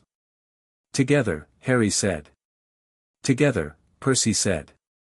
Harry nodded. Filed it. Looked back at the water. "The hippocampus is coming," he said. "I can feel it. About 10 minutes. I'll stay," Percy said. "I know you will." The dawn came up over Long Island Sound the way it did every morning, slowly at first, then all at once, the specific transition from dark to light that never fully prepared you for how complete it was. The mist burned off the water surface. The sound took on color, the particular living green-blue of summer morning, and somewhere beneath it the hippocampus was moving toward the dock in its unhurried way, following the signal it had been following every morning, the pull of the Poseidon bloodline on the water like a compass needle finding its direction. Harry stood at the end of the dock in his boots and borrowed clothes and the lightning bolt scar catching the early light, and he smelled like salt now, properly, the way a child of Poseidon smells after 2 weeks near the ocean, the sea smell that was family rather than geography. He looked out at the water with the eyes that were Percy's eyes and Annabeth's intensity and something entirely his own, the specific quality of a person who has survived the first chapter of their life and arrived at the second one with everything that the first chapter taught them and none of the parts that should have broken them, because they didn't break, because they were built from the material of gods and love and the Atlantic Ocean and the stubbornness that ran in the Jackson blood. Like the sea ran through the earth, everywhere and patient and impossible to stop. 3 things happened over the following weeks in roughly the order Annabeth had predicted. Yaxley was removed from his position at the Ministry of Magic, quietly, by Dumbledore's network working in coordination with a group of Wisengamot members who had been waiting for sufficient leverage and found it in the documented connection between Yaxley's office and 2 separate illegal operations targeting a child under divine decree. The removal was surgical and complete and did not make the wizarding newspapers, which was the point. Hecate presented her full boundary data to the Olympian Council, in a formal session that Annabeth attended as a recognized technical authority and which resulted in a cross-domain preservation mandate, the first formally recognized cooperative framework between Greek divine authority and magical tradition in recorded history. The vote was 11-1, with the single objection being procedural rather than substantive. The mandate authorized the ongoing stabilization work with a review period of 5 years and accountability mechanisms that Annabeth had drafted and that Hermes had described, privately, as the most elegant piece of divine legal architecture he'd read since the original Olympian Compact. Lucius Malfoy did not attempt another approach to Camp Half-Blood. His network, without the backing of Yaxley's ministry access and with the legal framework for any custody claim dissolved by the divine decree, had lost the two operational pillars that made the strategy viable. He remained a presence in the wizarding world's political structure, a man with resources and conviction and a long game, and Percy added his name to a list he maintained and returned to periodically, because Malfoy was the kind of problem that didn't go away and was better monitored than ignored. Dumbledore came to camp twice more in the following month. Both times he sat across from Percy and Annabeth and talked, and both times Percy came away with the specific complicated feeling of dealing with a person who was genuinely trying to do better in real time and was not fully succeeding but was not stopping. The Horcrux information was useful and troubling in equal measure. Annabeth mapped it. Percy read the map. They agreed on a timeline. Harry had nothing to do with any of this, because he was 4 years old and had other things to do. The last day of August, Percy took Harry to the ocean. Not Long Island Sound, the real ocean, the Atlantic, the open water east of Montauk where the continental shelf dropped away and the depth under the hull became meaningless in practical terms. They took a camp boat, just the three of them, out to where the water changed color from the pale summer blue of the Sound to the deep Pacific green of the Atlantic proper. Percy cut the engine. The boat drifted. Annabeth sat at the bow with her notebook closed for once, just sitting, the wind in her hair and the spray on her jacket, looking at the horizon. Harry stood at the rail amidships with both hands on it, looking down into the water.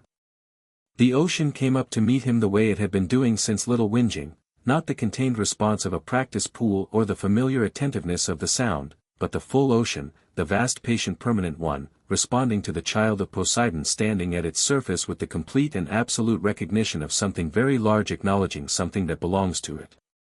Harry's face was open in the way it only was in these moments. All the carefulness gone, all the learned smallness, all the managed quietness of 4 years in a house where being noticed too much led to consequences.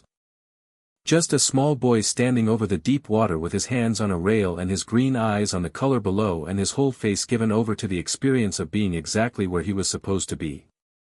"Dad," he said. Percy came to stand beside him at the rail. The word had arrived somewhere in the third week at camp, not announced, not made a big deal of, simply appearing in Harry's speech one morning the way things appear when they've been true for a while and the speaker has finally decided to say them aloud. "Yeah. It goes down forever," Harry said. "Pretty much. There are things down there. Lots of things." "Grandfather's things," Harry said. He said grandfather with the same natural certainty as Dad, things arriving in his vocabulary as he grew into the world that should have always been his. "He's down there right now." "He usually is," Percy said. Harry looked over the rail for a long time. Then he looked up at Percy. "Can I?" he asked. Percy looked at the water. At the deep Atlantic, full of the things his father kept there, the old things, the patient things, the things that had been beneath the world since before there were words for what the world was. He looked at Harry. "Stay at the surface," Percy said. "Don't go deep. Not today." Harry's face broke into that full unguarded smile and he turned to the rail and he held out his hands over the water and asked, in the wordless language they both spoke, the language that didn't need sound or gesture but existed in the space between a child of Poseidon and the ocean itself, and the water answered. It rose around the boat, not threatening, not dramatic, but rising, lifting, the surface coming up and up in a ring around them until the boat sat at the center of a circular platform of raised ocean water 10 feet across, and the deep color was visible below them, the specific impossible living green of the Atlantic at depth, and somewhere in that depth something moved, large, unhurried, familiar, circling below with the slow territorial ease of a god in his own domain, acknowledging the surface. Harry looked down at his grandfather's presence below the water, and the water held his gaze. Then Harry did something Percy had not taught him and had not anticipated, and that he would describe later to Annabeth as the moment he understood that the word extraordinary was going to be insufficient for the rest of his life as this child's father. Harry spoke to the ocean. Not in Greek. Not in English. In the language of the water itself, the pressure pattern language, the deep current language that Percy had learned to feel and interpret over years of practice, and that Harry was apparently generating from scratch at 4 years old, a language of vibration and weight and the specific way moving water carries meaning across distances that make sound impossible. He spoke and the ocean listened.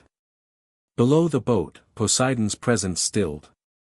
Then, from somewhere in the deep, not a sound exactly, not language in any sense a human voice could produce, but a response, a deep ocean pattern that moved up through the hull of the boat and through the water platform and into the soles of their feet and carried something in it that was unmistakably communication, unmistakably warm, unmistakably a grandfather speaking to a grandchild he had been waiting to speak to for a very long time.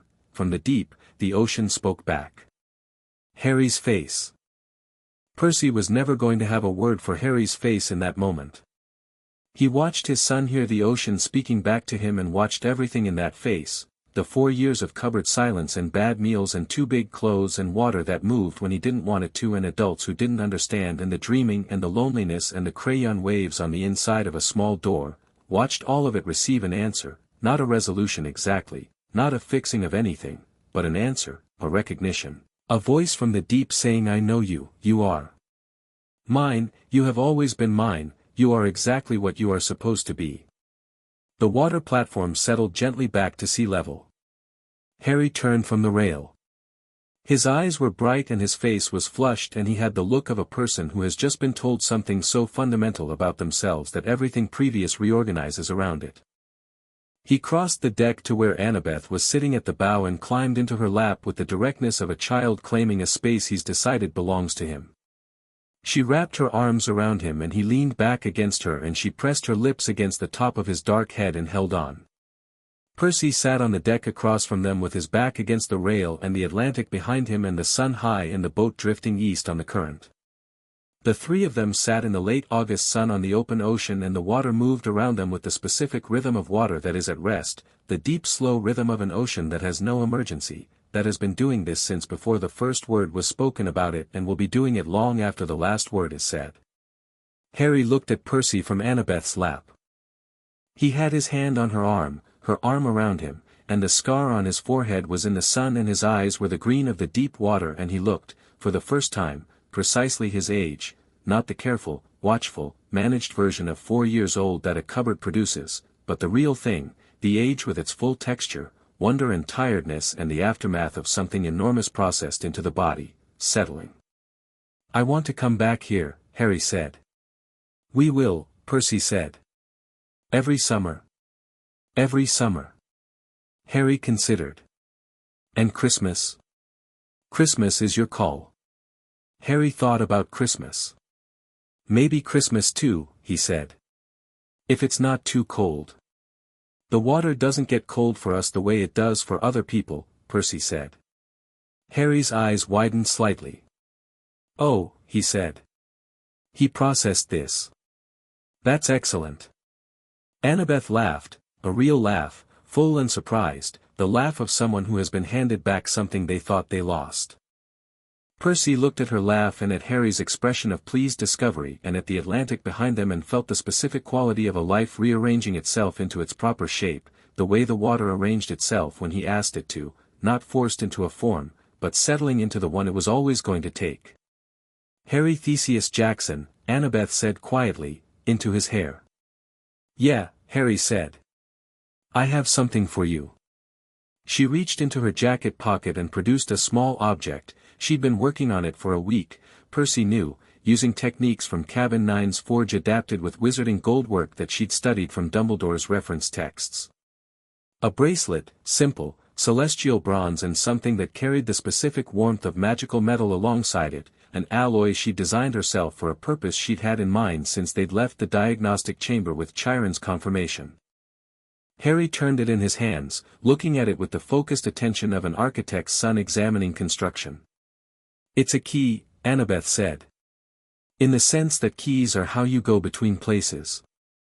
When you're old enough to understand both worlds, your divine heritage and your wizarding heritage, this'll help you move between them. Not physically. It'll help you hold both at once without losing either." She paused. "Right now it just fits on your wrist. You don't have to do anything with it yet." Harry put it on. He held up his wrist to look at it in the sun. "It's warm," he said. "That's both metals recognizing you," Annabeth said. Harry pressed the bracelet against his palm.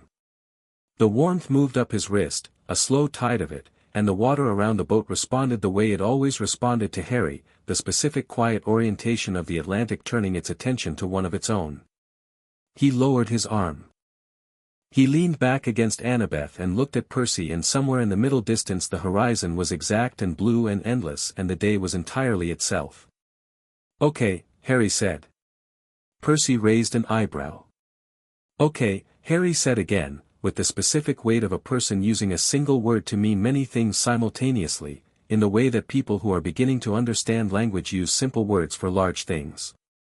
He meant the ocean and the bracelet and the name and the morning on the dock and the hippocampus and the water moving at his hands and Hecate and Dumbledore and the decree on Olympus and Cabin 3 with its wave-carved borders and the clean sheets and the dock and two people who had kept looking for him for 4 years and 8 months.